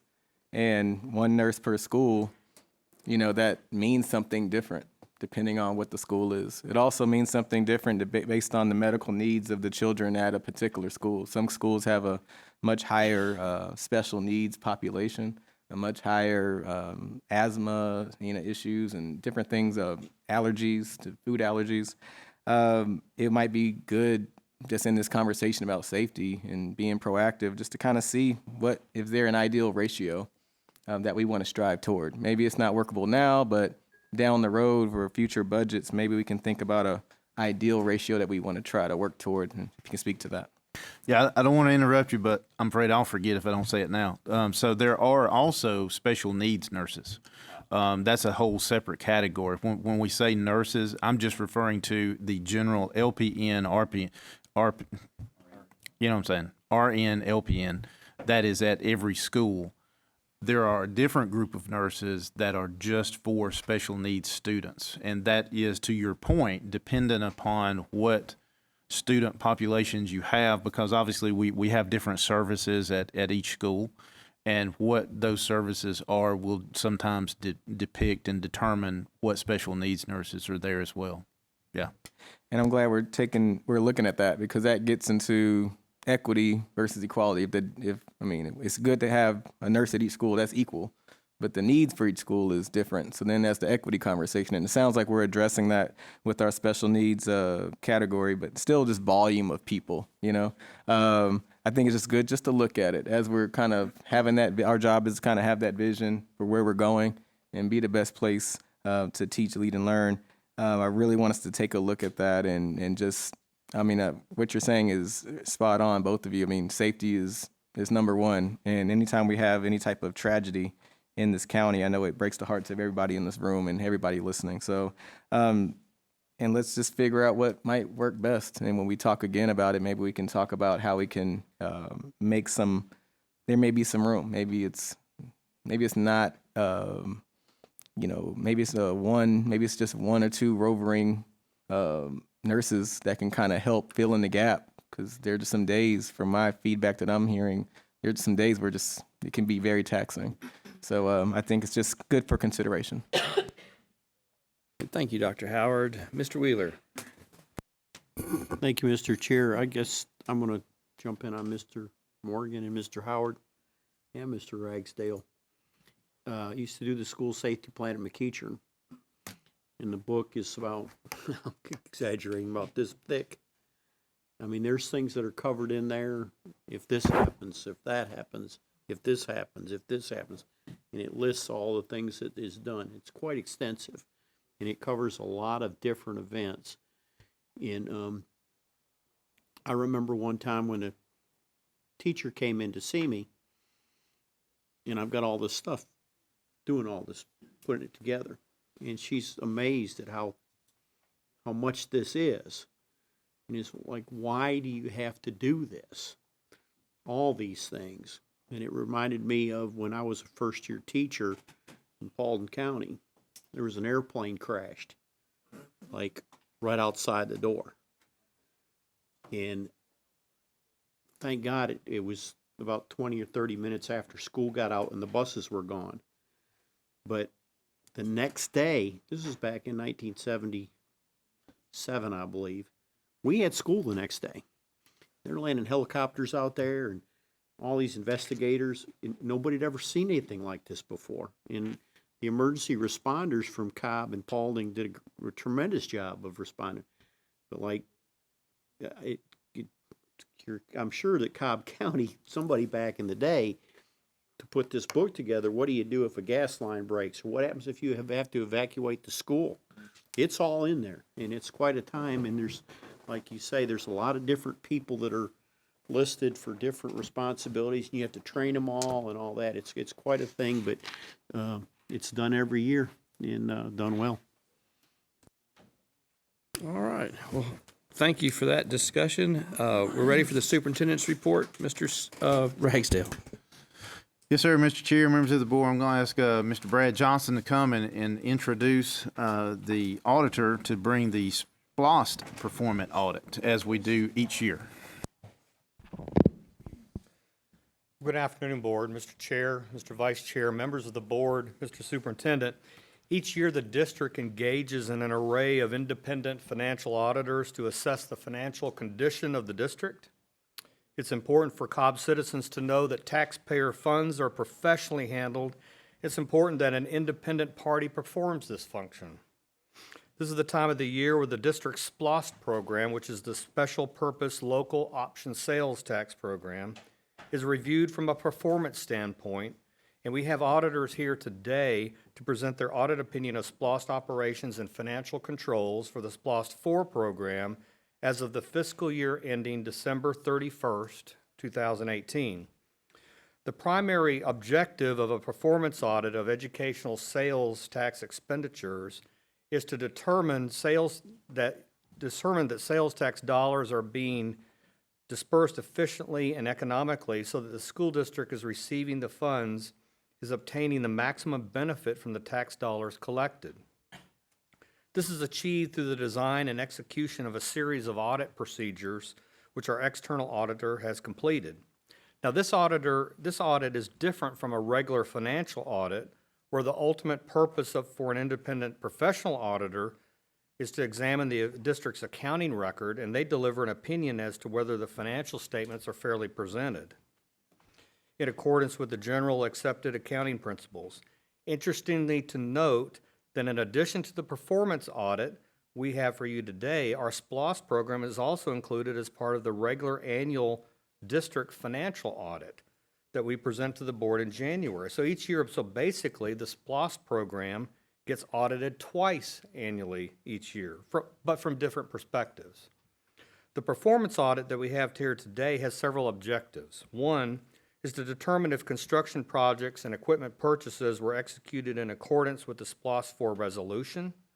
Two, to verify that the school board has established and adhered to specific policies regarding the requisitions and approvals and the selection of contractors for its construction projects and vendors for significant purchases.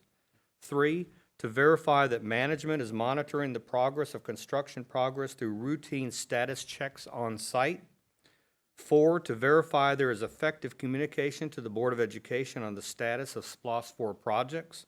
And finally, number five, to determine that SPLOST 4 funds are being deposited in accordance with Georgia law and to determine if proceeds are invested in a manner that yields a competitive investment return for the school district. The Financial Services Division works very closely with SPLOST operations throughout the year to make sure that SPLOST projects are properly implemented and financially recorded in accordance with general accepted accounting principles. Mr. Tom Marshall is our finance director over District Capital Projects Accounting. He works closely with Mr. Nick Parker on all SPLOST projects, working hand in hand to smoothly coordinate capital projects in the school district, and I want to thank them for their work throughout the year. Today, Mr. Christian Hatch of the CPA firm of Williamson and Company CPAs from Cartersville, Georgia, is attending our board work session to present his firm's SPLOST 4 performance audit results and conclusions. Each of you has a copy of the most recent performance audit prepared by their audit firm at your desk.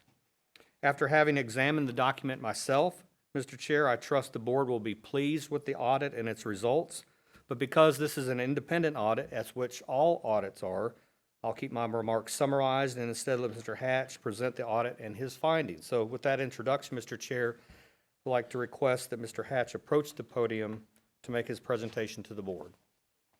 Thank you, Mr. Johnson. Welcome, Mr. Hatch.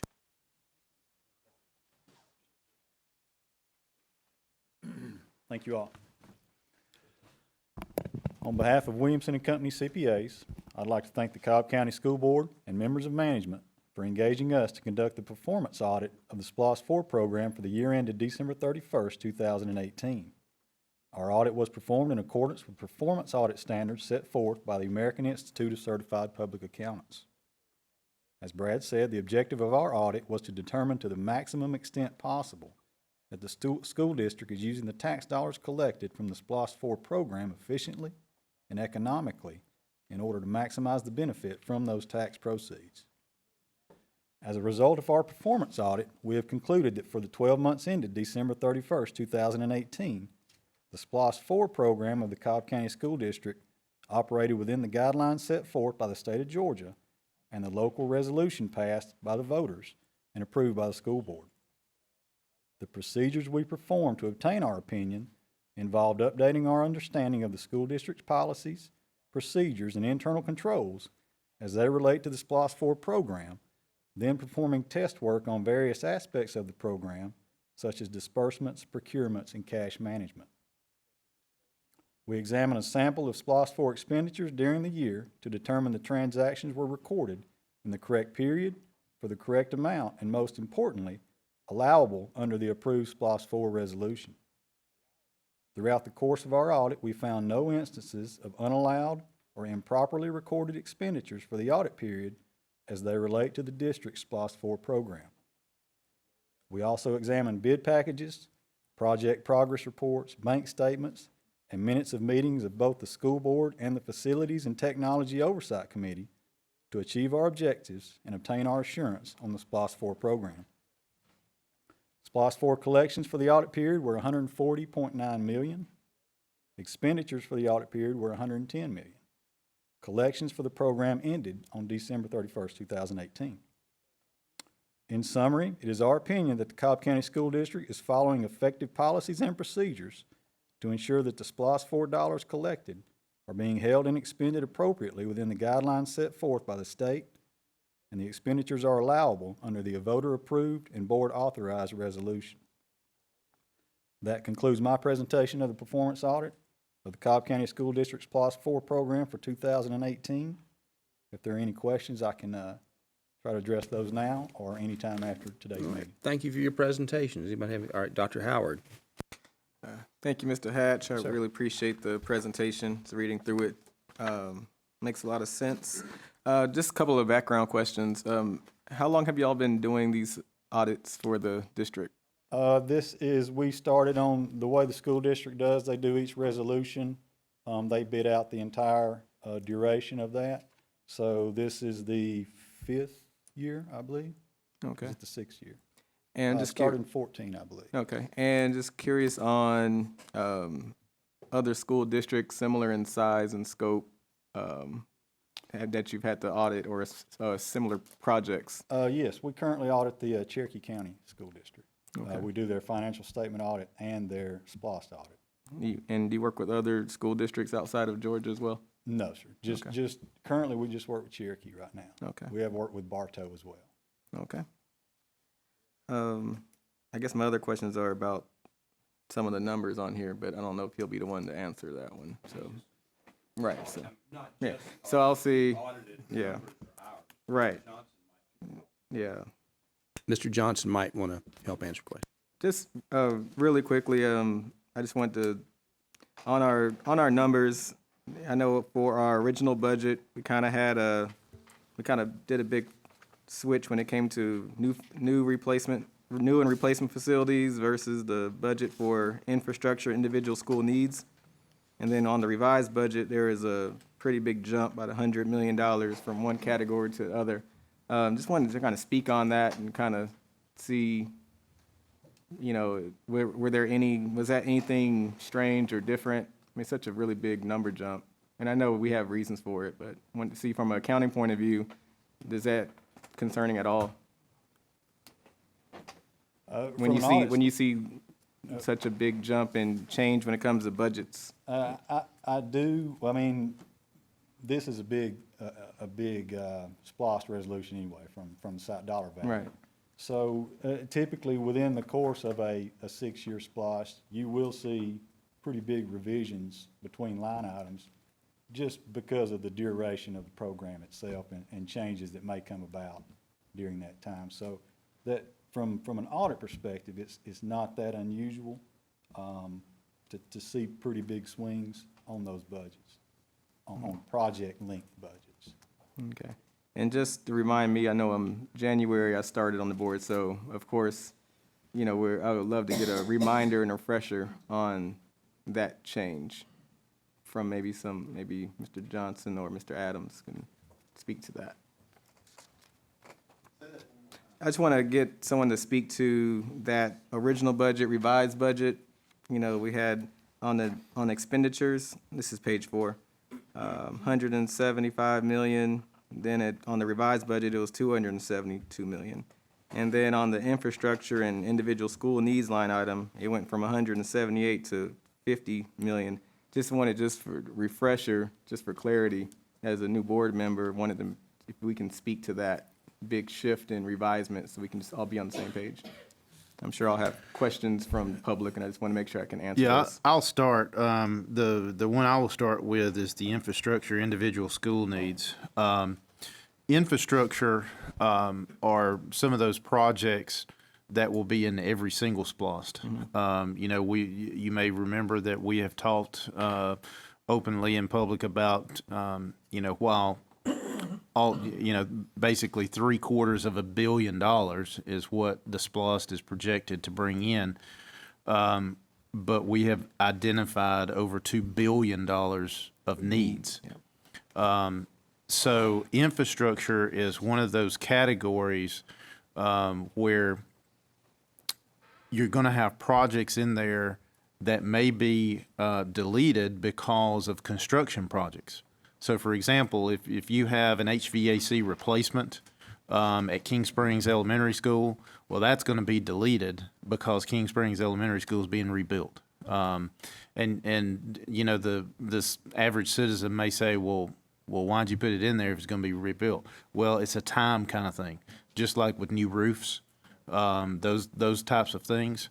So that is not abnormal. And I will also say that one of the sections that was absent in SPLOST 4 that is present in SPLOST 5 is undesignated classrooms, such that when revenues are coming in lower than projected, it's very important to be able to balance those.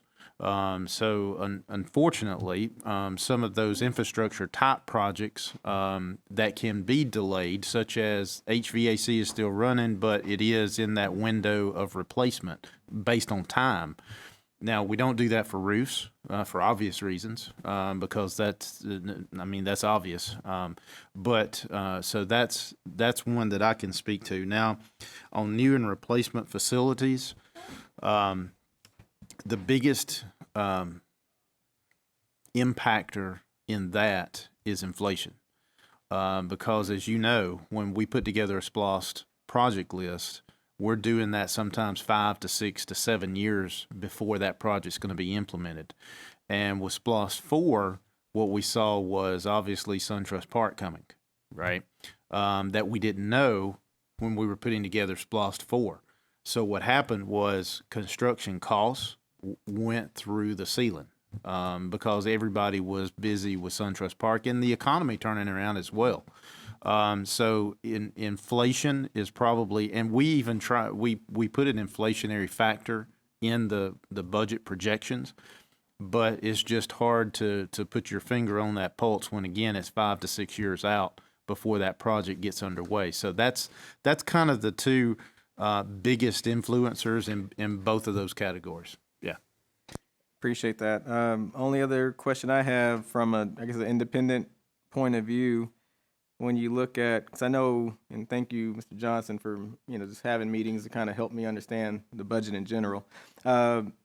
We have revenues, we have expenditures, and we're going to have SPLOST money from 4 that we haven't spent yet. And Correct. when the timing is right and the district's going to make those decisions on when to spend money on finishing those projects, from an accounting point of view, on an independent side of things, does that look upon differently if it's not all spent in a certain period of time? No, So that's if you how- can speak to that, that'll be helpful. Yeah, that's really how 95% of the SPLOST I look at. So I only look at SPLOST for 2 school districts, but I look at SPLOST for a lot of municipalities. And, I mean, that's how it is. You'll have a lot of cities, and I know I'm not at a city, but you'll have a lot of cities who are midway into their next SPLOST and still holding on to, 25% of the previous SPLOST funds. And that could be project-driven, the previous SPLOST could have been so specific to a particular project that those funds can't be used for anything else. Or it could just be, a timing deal. But it's very common to have those funds sit there for 2 or 3 years sometimes to take that long to draw down. Okay. I appreciate that, Mr. Hatch. Let me speak to that as well a little bit, because I came to the district during SPLOST 2. And one of the benefits of SPLOST is that there is no time constraint on the money. Because a lot of times, unfortunately, we're not really guilty of that in Cobb County, but a lot of times when you have use it or lose it money that expires, there's no rhyme or reason sometimes to the expenditures. And so that's one of the true benefits of SPLOST is that there is not a time constraint. So if it's not feasible to do a project, if it's, just we don't need to do this right now, we can hold, there's nothing prohibiting that from being done in the future. When I came to the district, like I said, during SPLOST 2 became referred to as the bread and fishes account because at that point in time, that was pre-economic crash, right? So we were actually earning interest on the SPLOST money as it was sitting there drawing interest. So literally, the money just kept coming for SPLOST 2. The difference there is, and in the report, you'll see that total collections of the Cobb County SPLOST 4 are not to exceed $717,844,707. That's one of the differences in the law that governs SPLOST for education versus SPLOST for municipalities. Because, Cobb County, for example, is able to have a tiered project list. So if they said, okay, we're going to bring in $50 million for this SPLOST, and that money just keeps rolling, we're bringing in $150 million instead of 50, they can do that. We can't. So that's why it's so important. And I made reference to the undesignated classroom because that's kind of a buffer, if you will. I know there was, a little bit of angst around that and, as it was discussed for SPLOST 5, but that's one of the true limitations in education SPLOST is that if you say you're going to bring in $700 million and you do that in year 3, you're done. Thanks, have a good day. So it's very important to forecast well, but also attempt to forecast the budgetary expenditures needed for the project list. That's what makes SPLOST so difficult and complex, if you will, because it's literally we don't have a crystal ball. So nobody knows when the next economic downturn or upswing is coming. So you kind of have to hedge your bets, so to speak, to make sure that you're equipped for both in a SPLOST. You know, when 9/11 hit, that definitely impacted SPLOST. Nobody saw that coming, but that was a true impact. So there are some legalities to SPLOST programs that you have to be very cognizant of. And that's unfortunately one of them is this a difference between municipalities and educational systems in how you have to stop collecting money if you hit that mark. So. All right, Mr. Scammahorn. Thank you, Mr. Chair, and thank you for being here. Real quick, how many people did you have working on this, and how many days? For this particular one? This particular one, I had one other person helping me on it, and we spent one full day here, and then I went down a half a day and met with Chris McSpadden, down in Kennesaw. And I know you look at the past audits and bring them forward, so. Yes, sir.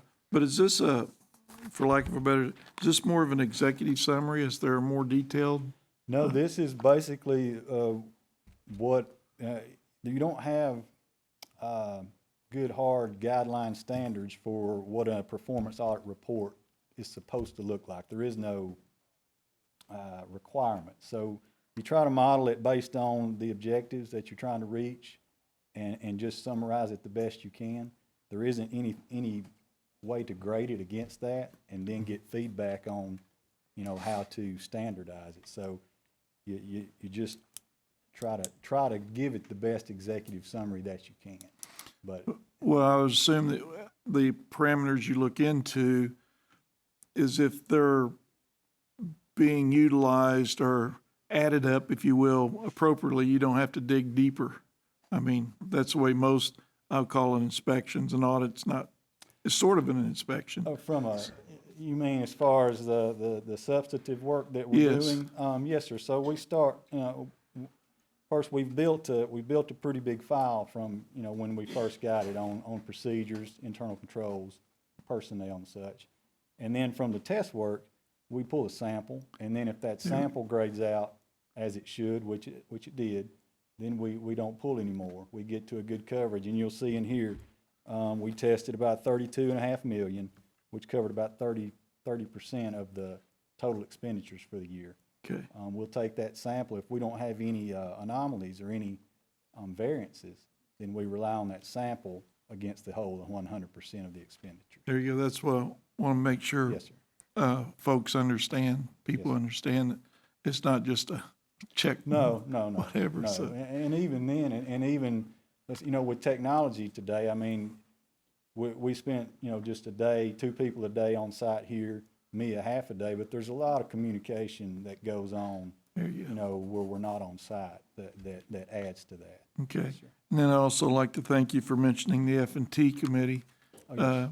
I take that as some redundancy between your work, the F&T's work, and Mr. Johnson's working. So we have some redundancy. Would you agree that to make sure things are From an independent, if you take out the independent part of it, then yes, I would say you do have an extra set of eyes. But I think, I don't know as far as the Facility and Oversight Committee, since they are appointed by school board personnel, I think that may take the independent element out of it.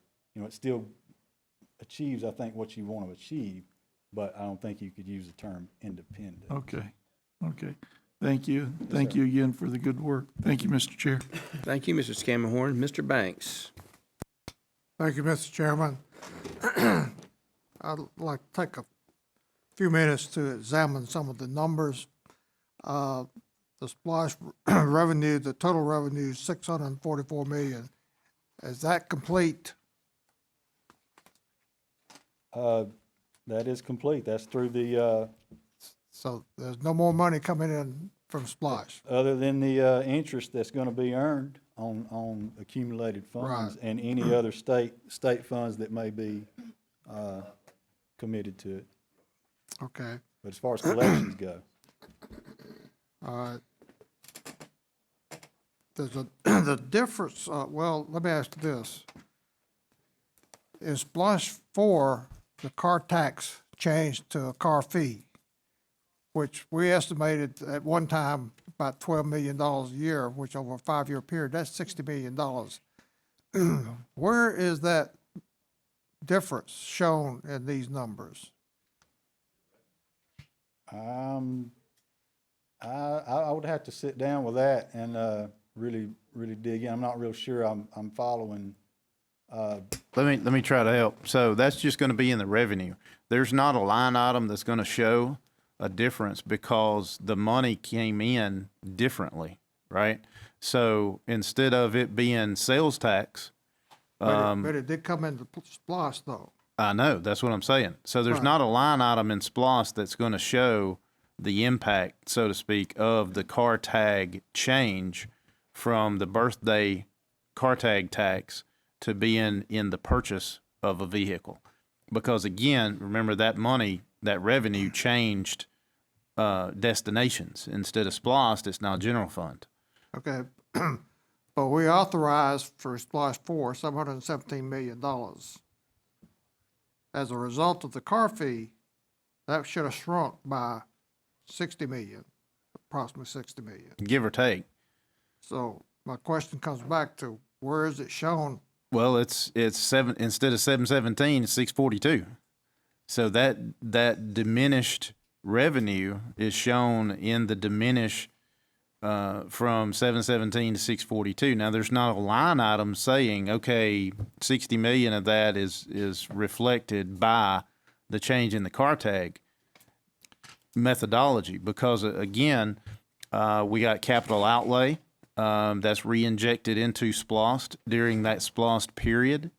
So any type of capital outlay funds that are reimbursed from the state because of SPLOST projects, those capital outlay funds are re-injected into that particular SPLOST. So again, that could boost revenue to a degree. So even though we had the economic downturn and then we had, as you mentioned, the car tag tax change, it's not, you can't point to a specific line item to say, oh, the car tag tax cost us 60 million. Now we estimated that, but again, that's nothing more than an estimation. So when you look at the difference of 717 to 642, there are multiple factors that played into that. Okay. One thing Well, also explain to me original budget of 717 million. Okay, well, I think that's what I was going to speak to. What I learned the first year of auditing the school district is this 717,844, even though it's in this SPLOST 4 revenue line item, it assumes you have interest coming in and also state capital outlay reimbursements, monies coming in, but they don't put a value on that by line item. They kind of embed it up in this SPLOST revenue number. Mm-hmm. And then as the years go by and those collections come in, they drop that down to the revised budget amount. So I don't know that the 717 was the full tax collection budgeted amount. I think it was the comprehensive. That's what the voters approved. Of SPLOST collection, 717? Yeah. Okay. Now, and the revised budget is 669 million. So where did that difference go? Well, in the other three line items below it. We're talking about revenues from SPLOST only. Well, my understanding of the budget's a little bit different, I guess, because I had that question my first year, why is there no budgeted interest? And that was the explanation I got. Somebody can correct me if I'm wrong, but when the voters vote on the resolution, there's an estimated amount that's going to come in, and I think that's the 717. It's not well, I guess you could call it a budget, but you don't have to call it's not a budget in the sense that it's been an adopted budget. That's just the amount you project you're going to have. The amount you have is a penny sales tax on each dollar. So who revised it down? Well, I would say the projection changed, and that would be the administration, is my guess.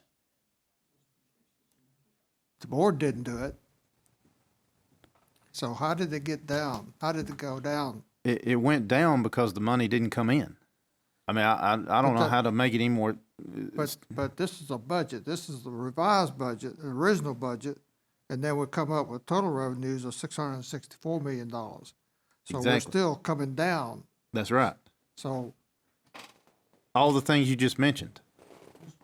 The budget, I mean, the car tag tax, I mean, you said the estimated amount was, or the forecasted impact was $60 million. Okay, well, 717 minus 60 is less than 717. So that's the reason, is those things plus the fact that, again, 717, I'm just going to go out on a limb and say we should not ever hit the forecasted amount for a SPLOST, ever. Because if we do, we have miscalculated for that SPLOST period. Because again, to my previous statement about how it's different for education institutions, when you hit 717, 804 and change, 844, 707, you're done. Thanks, have a good day. So and this is just my opinion, but we should never, an education institution should never hit the amount of forecasted revenue for a SPLOST. Because if so, again, you're shortchanging yourself. Now, that's not to say you try to fit however many projects you can into that forecasted amount. That's not what I'm saying. And it would not be true for another school district if they're just trying to build a new high school and replace the turf on the existing high school, and that's a total of 2 high schools that they're trying to do with their SPLOST. What I'm saying is for Cobb County School District, we have identified over $2 billion of needs. So if we were to have hit that 717 mark, then we failed. Because with over $2 billion worth of needs, then we did not forecast enough into the SPLOST revenue. So for us, I'm going to say we should never hit that as long as our identified needs exceed the amount of SPLOST forecasted revenue over a 5-year period, because we failed if that happens. okay, but that's not my argument. Well, I know you're asking where the difference came from, but there's no way to pinpoint that because, again, the revenue, it's estimated revenue. So it's not guaranteed. It's not saying, okay, here's $717,844,707. And that's going to come in for sure. That's not what that is. That is an estimated forecast for the 5-year period of SPLOST. Yeah. Right. But then again, what is the 669 million? Where'd that come from? That's actual revenue of what was collected. No, that's the revised budget amount. That's not the total. Help me, Mr. Hatch. I'm tagging. I think I could weigh in a little bit. We start with the 717 million in SPLOST, and that's just an estimate. We really don't know, and when that's initially voted, it's an estimate, and we're doing a crystal ball out for 5 years, and we have no idea what it's going to be. But you'll see in the revised budget in the second year, the revised budget is still 717. We don't budget the state capital outlay or the interest income because those are kind of buffets, so to say, in case the money doesn't come in. And of course, with the TAVIT and the car tag, we know some of it's not going to come in at all anyhow. But we have those buffers that we can maintain the 717 even if money doesn't come in. And you can see that we've been fairly successful we keep the revised budget at 717 because that's what the voters approved. But even then, it didn't come in exactly because it was only 679 in actual at the end anyhow. Okay, so we've already verified that the $644 million is all we're going to receive in Splash 4 from a tax standpoint. Yeah, our last proceeds was in January from SLOSS Forward, and that's it. Okay, so now. So it sounds like you're answering your own question, Mr. Banks. No, I'm not. Yeah. That's the that's the end of SPLOST 4 as far as tax revenue. But now we've got, we started out with 717, now something No, that's changed. incorrect, Mr. Banks. You did not start out with 717. You never had That's what the 717. voters approved. They approved up to 717, and you did not hit 717. But, I know, but who made the decision to bring it Nobody to made the revise decision. it? It's a penny sales tax that can collect up to 717, and you did not collect that amount. So why are we showing a revised budget of 669 million, and then we got total revenues of 644 million? I think I could weigh in again. I think this is another example of conservatively budgeting for a program that we have no idea what it's going to look like 5 years out. And we don't budget the state capital outlay fund money at the beginning, because we don't even know what that's going to be. And we really don't. And we really don't know what the interest income is going to be. So we don't budget that, but we use that to maintain the 717. And you can see that the original budget total is 717. The revised budget is still 717. And we use that money to keep it, because that's what the voters approved, and we did have that buffer in there to help us keep that revised budget. Okay, but when you get down to the total revenues of $679 million versus the expenditure total of $559 million, that's $120 $37,186 that we have not spent. Is that correct?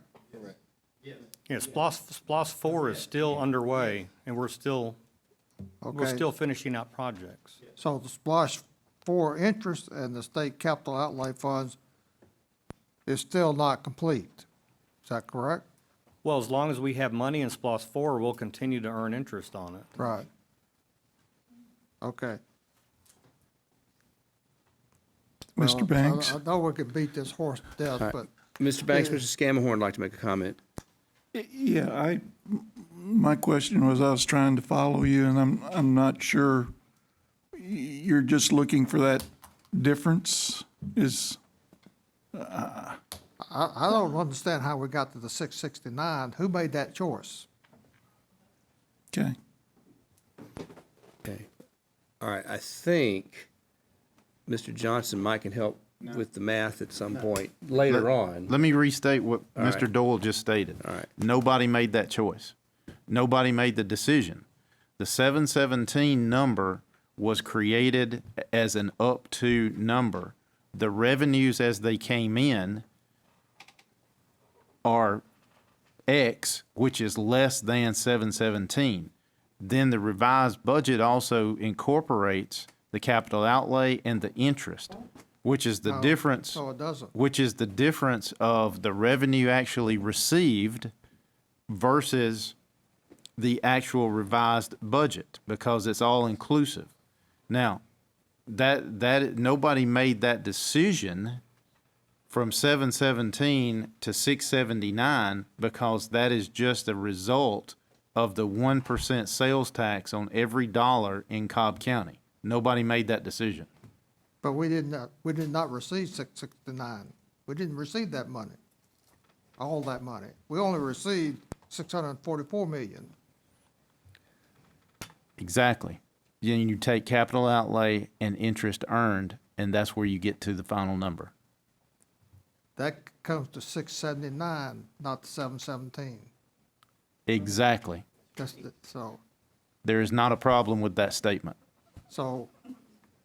how did the 669, who determined that? I've said it twice, and the attorney has said it once. I don't think it bears repeating. Well, if you, you mentioned the SPLOST interest and the capital outlay, that's already in the revised budget. That's already there. If we take a break in a little while, we'll talk to Mr. Banks offline, if that's okay with him. Okay, it's gonna be up on 3:55, 10-minute break, be back in here by 4:05. Does that sound good? Yes. All right, we're breaking until, what did I say, 4:05.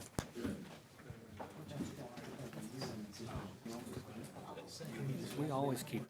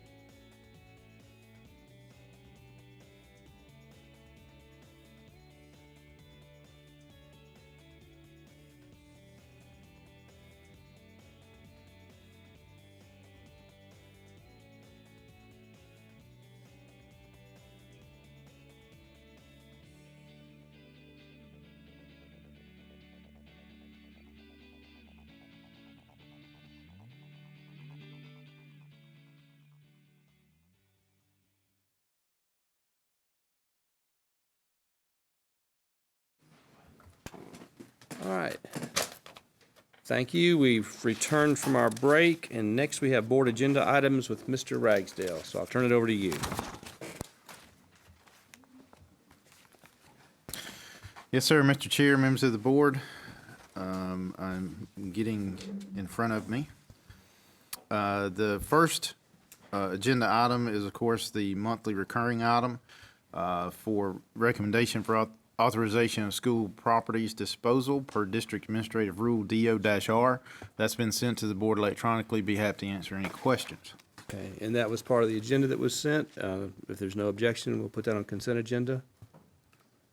Just one quick Dr. Howard? question. I always like to know if there's anything out of the ordinary on those disposals. Nothing out of the ordinary. Thank you so much. That's always a big list because obviously we're a big district. So, but yeah, nothing out of the ordinary. All right, go ask Mr. Adams is AWOL. So, Mr. Chair. Mr. Scammahorn. Unless there's something, let's go ahead and put number 2 on consent, or that would be my recommendation if there's no objections. all right, so Mr. Adams has returned. So, agenda item number 2, recommendation to work with the State Department of Education to prepare a 5-year local facilities plan as well as the remaining board agenda items. Would you like for me to withdraw my recommendation? Thank you, and I apologize, Mr. Morgan, for making you late. That's my fault. Agenda item number 2, recommendation to work with the State Department of Education to prepare a local 5-year facilities plan. As most of you are aware, that we are required by law to work with the state DOE to prepare a 5-year facilities plan every 5 years, as the name implies, by both state law and a local board rule. We're asking the board's permission to execute the attached resolution to request assistance from the Georgia DOE to develop a new 5-year local facilities plan. That's essentially, as you see there, an inventory of existing educational facilities and a forecast of future needs. So the first step of this is to ask to be able to work with them. They provide us with assistance, and that also forms the basis of our capital outlay anticipation for construction and renovation over those 5 years as well. So no cost to the district. Approve the resolution to work with the state DOE to develop a new 5-year local facilities plan. Thank you, Mr. Adams. Sounds like a consent item if there's no objection. Consent it is. Agenda item number 3, recommendation for approval of right-of-way with the Georgia Department of Transportation at Allatoona High School. So the DOE is widening Highway 92, the road in front of Allatoona High School, from Pickett's Mill to 41.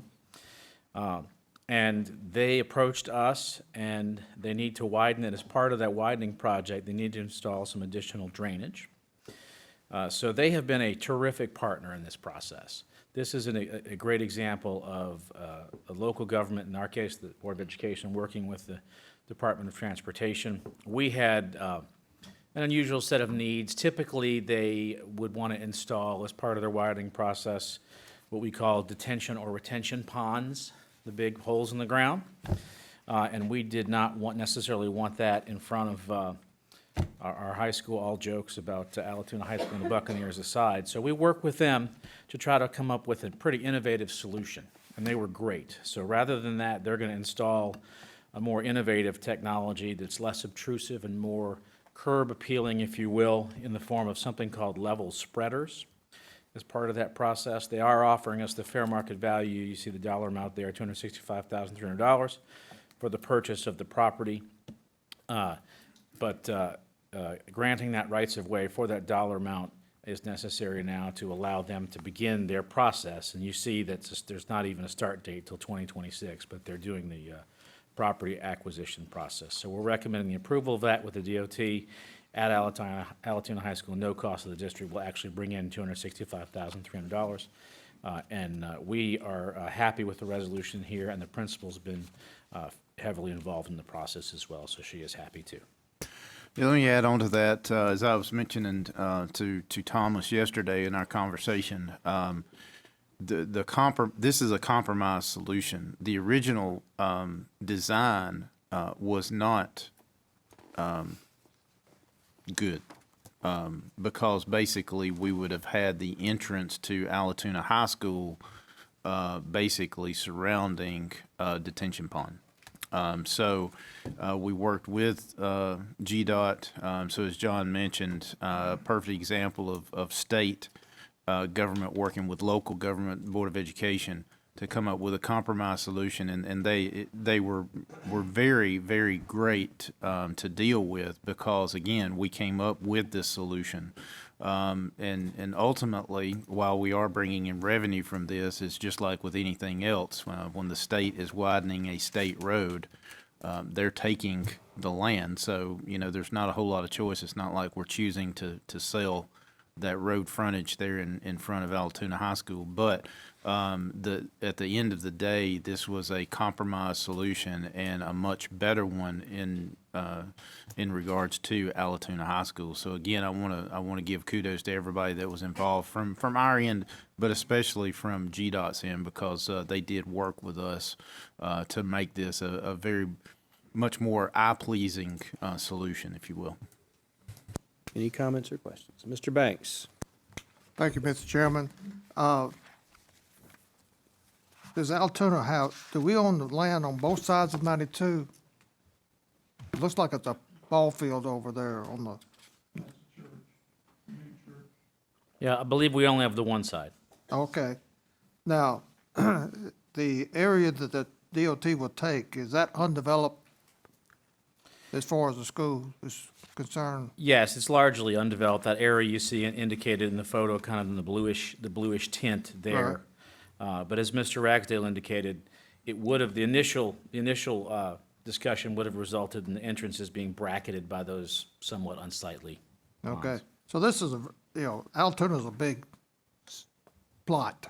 There's a lot of land. So this is just a fraction of what we Yes, sir. actually own. Yes, A very sir. small fraction. Yes, sir. It's a good solution. Yeah, okay, thank you. Okay, Mr. Banks. I'll go along with consent. All right, Mr. Scamhorn? Yeah, it's the aesthetics that I'm concerned about. Could you describe the retaining system or field a little bit better? Are we still going to have a pond out there? So the detention, the old way, the status quo typically are what you call detention or retention ponds. You hear different terms almost depending on the region. And those are essentially the big ponds, often encased in concrete with a fence around them, and they just hold water, hold runoff water. And those are less than appealing in many cases, especially at the entrance to a high school. So what they're going to do in this case instead, and it actually is going to cost them additional money as part of their construction project, is they're going with a more innovative approach called a level spreader, which is a much more gradual, leveled out way of distributing that runoff from the road. Because when they're going to widen the road, it results in additional runoff. And I'm not a hydrologist, so you're quickly going to exhaust my ability to explain this. But this is a much more gradual approach that's just not a big hole in the ground.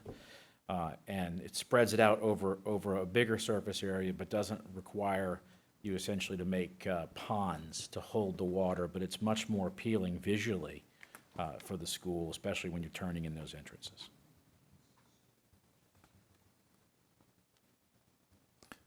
I'm not there yet. Are we going to be able to cut grass on whatever's there? On a level spreader, not right away. It is going to require some clearance of some trees, but it'll be farther back off the road. If you'd driven up to Alatoona under the initial idea of detention ponds, you would have seen the holes, the big ponds. In this case, you're still going to be able to see at the edge of the road some trees, whether they're existing trees or replanted trees. There is some replanting of trees as part of this as well, so that when you're going to be driving up under this compromise solution, if you're coming from the south, you'll see Alatoona on the right. Instead of seeing two big unsightly retention ponds, you're going to still see the same trees that you would currently see. And behind that, although you won't see it from the road, would be the more gradually sloping level spreaders. So visually, this is a much better solution for the folks that are driving up to Alatoona High School. We can get you some more information, Randy, on the technical aspects of a level spreader versus a detention pond as well. Mr. Scamhorn. Well, I certainly appreciate our good relations between the state and us, so I'm not trying to jeopardize that, but whatever's going in there, we're aesthetically, and it's going to affect the looks of the school. So that's This will what. be a much better aesthetic than the other initial Well, I'm solution. not sure I would ever accept a retention pond. I'm not sure that was ever an option anyway there, even if we had to, do whatever we need to do for a lot of reasons, health and safety reasons and whatever else. But, so is that blue simply symbolic, or is that where that retention system's going to be? Now, that is approximately the area of the level spreaders. That's not one big continuous hole in the ground. It's not like that, but that indicates the area where there will be spreading out the water that's going to run off. And you'll see there's a layer of trees there along the side of the road that acts as a visual buffer. Does that all the way back that far become the state's property? Or even though that's the retention spreader, does that revert back to us after they get through with construction? They're purchasing 3.7 acres along the edge of the road there. I can't give you an exact indication of how far back 3.7 goes, but see, here's my concern. Our vote is tonight, and if you're happy with it and the principal's happy with it, and I'm sure, I think Nick's mentioned it to me once too. So the ideal solution would be that if they weren't going to widen 92, but that's not within the realm of possibility. They've decided, which is their purview. Yeah, let me jump in here for a minute, Mr. Scamahorn, because you are right now where I was the first time I heard about the project, and I had to quickly come to the realization of it doesn't matter. Because as John mentioned, the state widening their state highway, we really don't have a say. And that's why I threw out kudos, because they truly, GDOT worked with us to come up with a better solution when they really didn't have to. Not really. They didn't have to. They could have said, here's the deal, here's what it's going to be.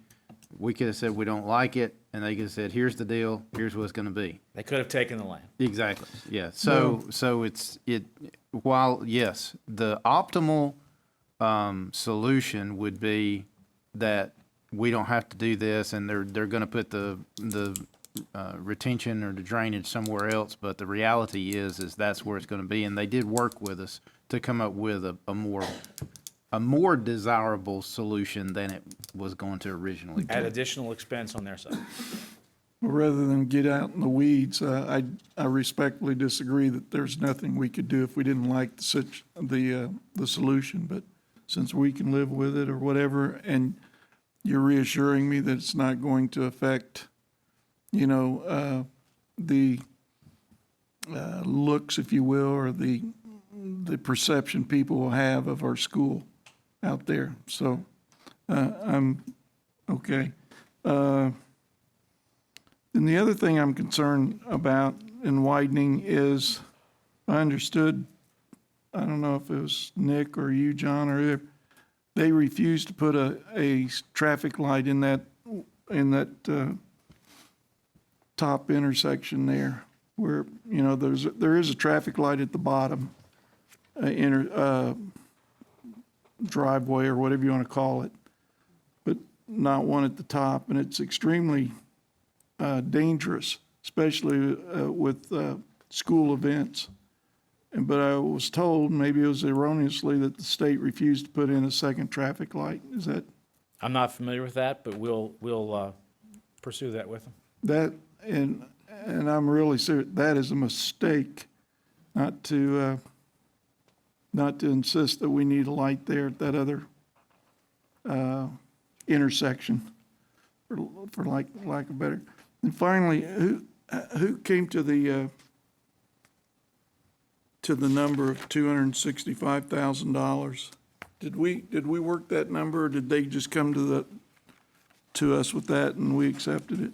Yeah, it's mutually agreeable. They initially had an estimate, and we had our folks verify that we think is a fair market value as well. That's a good number. And a little bit more on the level spreader, because it is a strange term. Instead of just ponding water, the idea behind a level spreader is it gradually reduces the kinetic energy of the flow of the water that's flowing off and reduces the impact of that on, diminishes erosion. So it's more of a spreading and slowing down and not just making a big pond. Okay. All right. Thank you. Thank you, Mr. Chair. All right, so consent agenda. All right. Next. Agenda item number 4, also for Allatoona, recommendation for approval to award a contract for Allatoona High School track resurfacing. As you may recall, we recently did resurface the other tracks in the district, but Allatoona was not done in that batch because at the time they were still new enough that we thought we could get a few more serviceable years out of their track, which we have done. But now it is time to resurface their track as part of SPLOST 4. So they'll be the last one done as part of SPLOST 4. Their track does at this point need to be resurfaced. So we're recommending that you award the contract at this time to Hellas Construction out of Austin, Texas, and allow us to begin doing this so that we can get the work done this summer. Substantial completion date of July 29. You see $381,250, which actually is not a bad price. This is going to be a standard track like the others in the district with the 6 lanes. And then Hellas Construction, if you're not familiar with them, they've done a number of high schools in Georgia. They did $208 million worth of work last year. And they recently did the University of Georgia's track and field renovation, so it's a good firm. Thank you. Mr. Banks? Thank you, Mr. Chairman. Can we apply the $265,000 to the $381,000? Ultimately, it's going to go and come out of the same pot, so eventually, yes. So that would be $131,000 we'd actually spend out of SPLOST, so that would give $265,000 for additional SPLOST projects. I would defer to our CFO as to whether that's an acceptable, generally acceptable accounting practice, but ultimately, it's the same pot. Okay. Anybody? You want a discussion? Well, it's the SPLOST side. Okay. That's all right. Discussion. All right, number 5. And then agenda item number 5, recommendation for approval to lease portable classrooms for the 1920 school year. And I'm going to give you some numbers in just a minute. But basically, due to student enrollment, ongoing construction, and to meet classroom needs for 1920, we need to continue to lease some portable classrooms. And that allows us to accommodate student needs that are either generated by increased enrollment or construction. And I'll give you a breakdown in just a second, but you see the RFP we're recommending you award to Mobile Modular Management Corporation in the amount of $831,096, funded both out of the SPLOST and the District Building Fund. And this is going to be out of SPLOST 4, 5, and the District Building Fund. I'll give you a breakdown. But we're recommending you approve the lease agreement with Mobile Modular Management Corporation out of Loganville and authorize us to lease these. Now, to give you some numbers on portables, we have 140 portables in the district, 117 of which are used for classroom purposes, 23 of which are used for non-classroom purposes, nonprofit food bank storage areas, things like that. You're going to see a slight increase, about 13 in portables for this upcoming year. With this item only applies to the 78 of the 140 portables that are leased. So it's slightly over 1 per school. 78 of our portables are leased. 17 of those help with enrollment capacity at schools. 61, so the vast majority of the ones we leased, are due to construction. Osborne High School alone has 48 for the purpose of construction of those 61. Those will be funded in SPLOST 4. King Springs also has 13 due to construction. Those will be funded, the lease of those, in SPLOST 5. And then we have 17 at a variety of schools that would be funded out of the building fund. But we have 140 total district-wide at 37 schools for an average of just over one per school. You also see that leasing a portable costs us just between $10,000 and $11,000 each. Buying portables costs about 7 times as much. So leasing is obviously a good solution if you're, especially temporarily for things like construction. If we were going to buy all of these portables, you'll see. You wouldn't want to lease them for construction, but just take the 17 portables just for student enrollment, which we could lease. You're looking at $1.2 million to purchase them. So leasing gives us the flexibility to use them for the short-term basis. But I'm available for any questions. Mr. Scamahorn. Thank you, Mr. Chair. Just real quick, do we get, when we're leasing, do we coordinate with the local school as well as the company to get what we want? And my personal bias is I don't care for the single wides.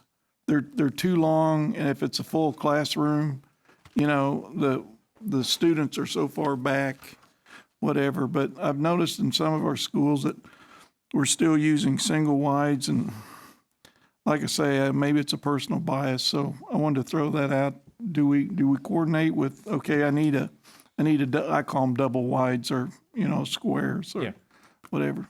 What can you tell us about that? We do try. We try to coordinate with the school, not only on the type of trailer, but also the location, and that gets difficult sometimes because you're, in some, like at Osborne High School, you're limited in space. A lot of the ones that you're probably seeing that are still single wides are older legacy ones that are now being used for non-classroom units. The bulk of our single wides, not all, but the bulk of our single wides are now being used for non-classroom use. But we do try as much as we can to coordinate with the school, both on the type and location. Okay. Thank you, Mr. Chair. All right. Dr. Howard. Hey, John, just a breakdown for portables that have access to restrooms versus non-restrooms. I'll have to get that for you. I do not have that. I'll get that for you, though, shortly. And also, I'd like to get a breakdown on just portables per school. And I appreciate you making mention of which ones are due to construction and which ones are due to overcapacity. We have a list we can provide you of per school. You have, as I said, 140 district-wide spread around 37 schools, but that's largely clustered with 48 at Osborne, 10 at King Springs, and then 15 at Pebblebrook, 12 at East Valley, and then you're in single digits, low single digits after that, typically 1, 2, or 3. You have 8 at Campbell, and then low single digits. Yeah, having that list printed out would be really helpful so I can feel comfortable voting on this. Also, it seems like there'll be some other, cost involved because wherever we put the portable classrooms, our kids have to kind of walk to them. We have to make sure they're covered. Can you speak to, other construction costs or just, we want to make sure our kids aren't in the rain and they're walking on concrete? Yeah, there's some. We do that as much as we can in-house with maintenance. Try to DIY that as much as we can to keep the costs down. But you do have some either with sidewalks or with some sort of pathway. But we can accomplish that relatively inexpensively by doing it in-house with our folks in maintenance. They do a tremendous job of doing things for minimal cost for us. Is there a way to get a ballpark figure of construction costs or just to give a sense of what accessory costs are involved there? We can try. We can get you that. I can't guarantee it necessarily in the next hour, but we can get it for you. Thank you. Okay, Mr. Banks. Thank you, Mr. Chairman. At one time, I think we had over 700 portables. So where's the other 600? Did we sell those off or they just fall apart and go to the landfill? Yeah, we stored those, and by storing those, we parked them in open fields as we could. We have you know, we did sell them at one point in time, but to be quite honest, it got to the point where we were actually having to pay people to take them to demolish them. So the majority of them are gone, but now, as John mentioned, some of them are still being utilized for food banks and those kind of things. But that's in that number of 137, was it? 140. 140. 140, yeah. So. The portables that we're going to lease, are they new or are they used? No, they're new. New? Yes, sir. Now, do they have restrooms in them? Like, because I know some of these are all double wides, I assume. Let me check and get an exact number. That's related to Dr. Howard's question as well. We'll get that for you. Because I went down several years ago and looked at some portables down in Atlanta, and it's amazing what a portable. In fact, sometimes the portable is nicer than what the classroom is in the main building. So it's not a downgrade as far as sometimes as far as what the classroom is able to look like and have. Has its own air conditioning, so it's nice. Yeah, there's some teachers that, although it's a hassle in some ways for them to have to go out of the building, but there are some teachers who prefer portable classrooms because it does give them exactly what you're describing and a little more autonomy just by virtue of their location as well. Yeah, and getting kids to the cafeteria, that's always a challenge, but they make it. Thank you. Anyone else? All right. Consent, discussion. All right. Next. All right, Mr. Chair, members of the board, I'm going to ask Mr. Darrell York to come and bring the administrative rule modifications for this month. Mr. Chair, Mr. Superintendent, members of the board, the administration has submitted revisions to 2 administrative rules for review, and while no formal action is required, I'm here just to answer any questions you might have. Okay. Anybody have questions or comments? All right, Mr. Scamhorn.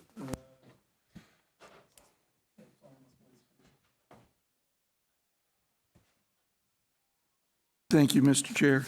On the IHA-R grading systems, Yes, sir. maybe I overlooked, or we're just changing a reference on the last page there. Is that correct? No, sir. Actually, on page 2, we're deleting language regarding modified curriculum. On page Yes, two sir. of 7? Yes, sir. I see it now. 59, 60, 61. The color. Sorry. I missed it. Okay, so that's the only other place? Yes, sir.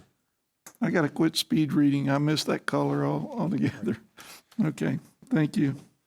Thank you, Mr. Chair. Ms. Scamhorn, anybody else? Okay, so agenda items 1, 2, and 3 will be on the consent agenda, and then item 4 and 5 will be up for discussion. So if we have no objections, is the agenda approved? Seeing no objections, okay, we've done that. Now I need a motion to go into executive session to discuss all 3, personnel, legal, and land. Do I have a motion? Mr. Wheeler made the motion. Mr. Scamahorn provided the second. All those in favor, please raise your hand. And that is 7-0. No objections. We are in executive session until 7 o'clock.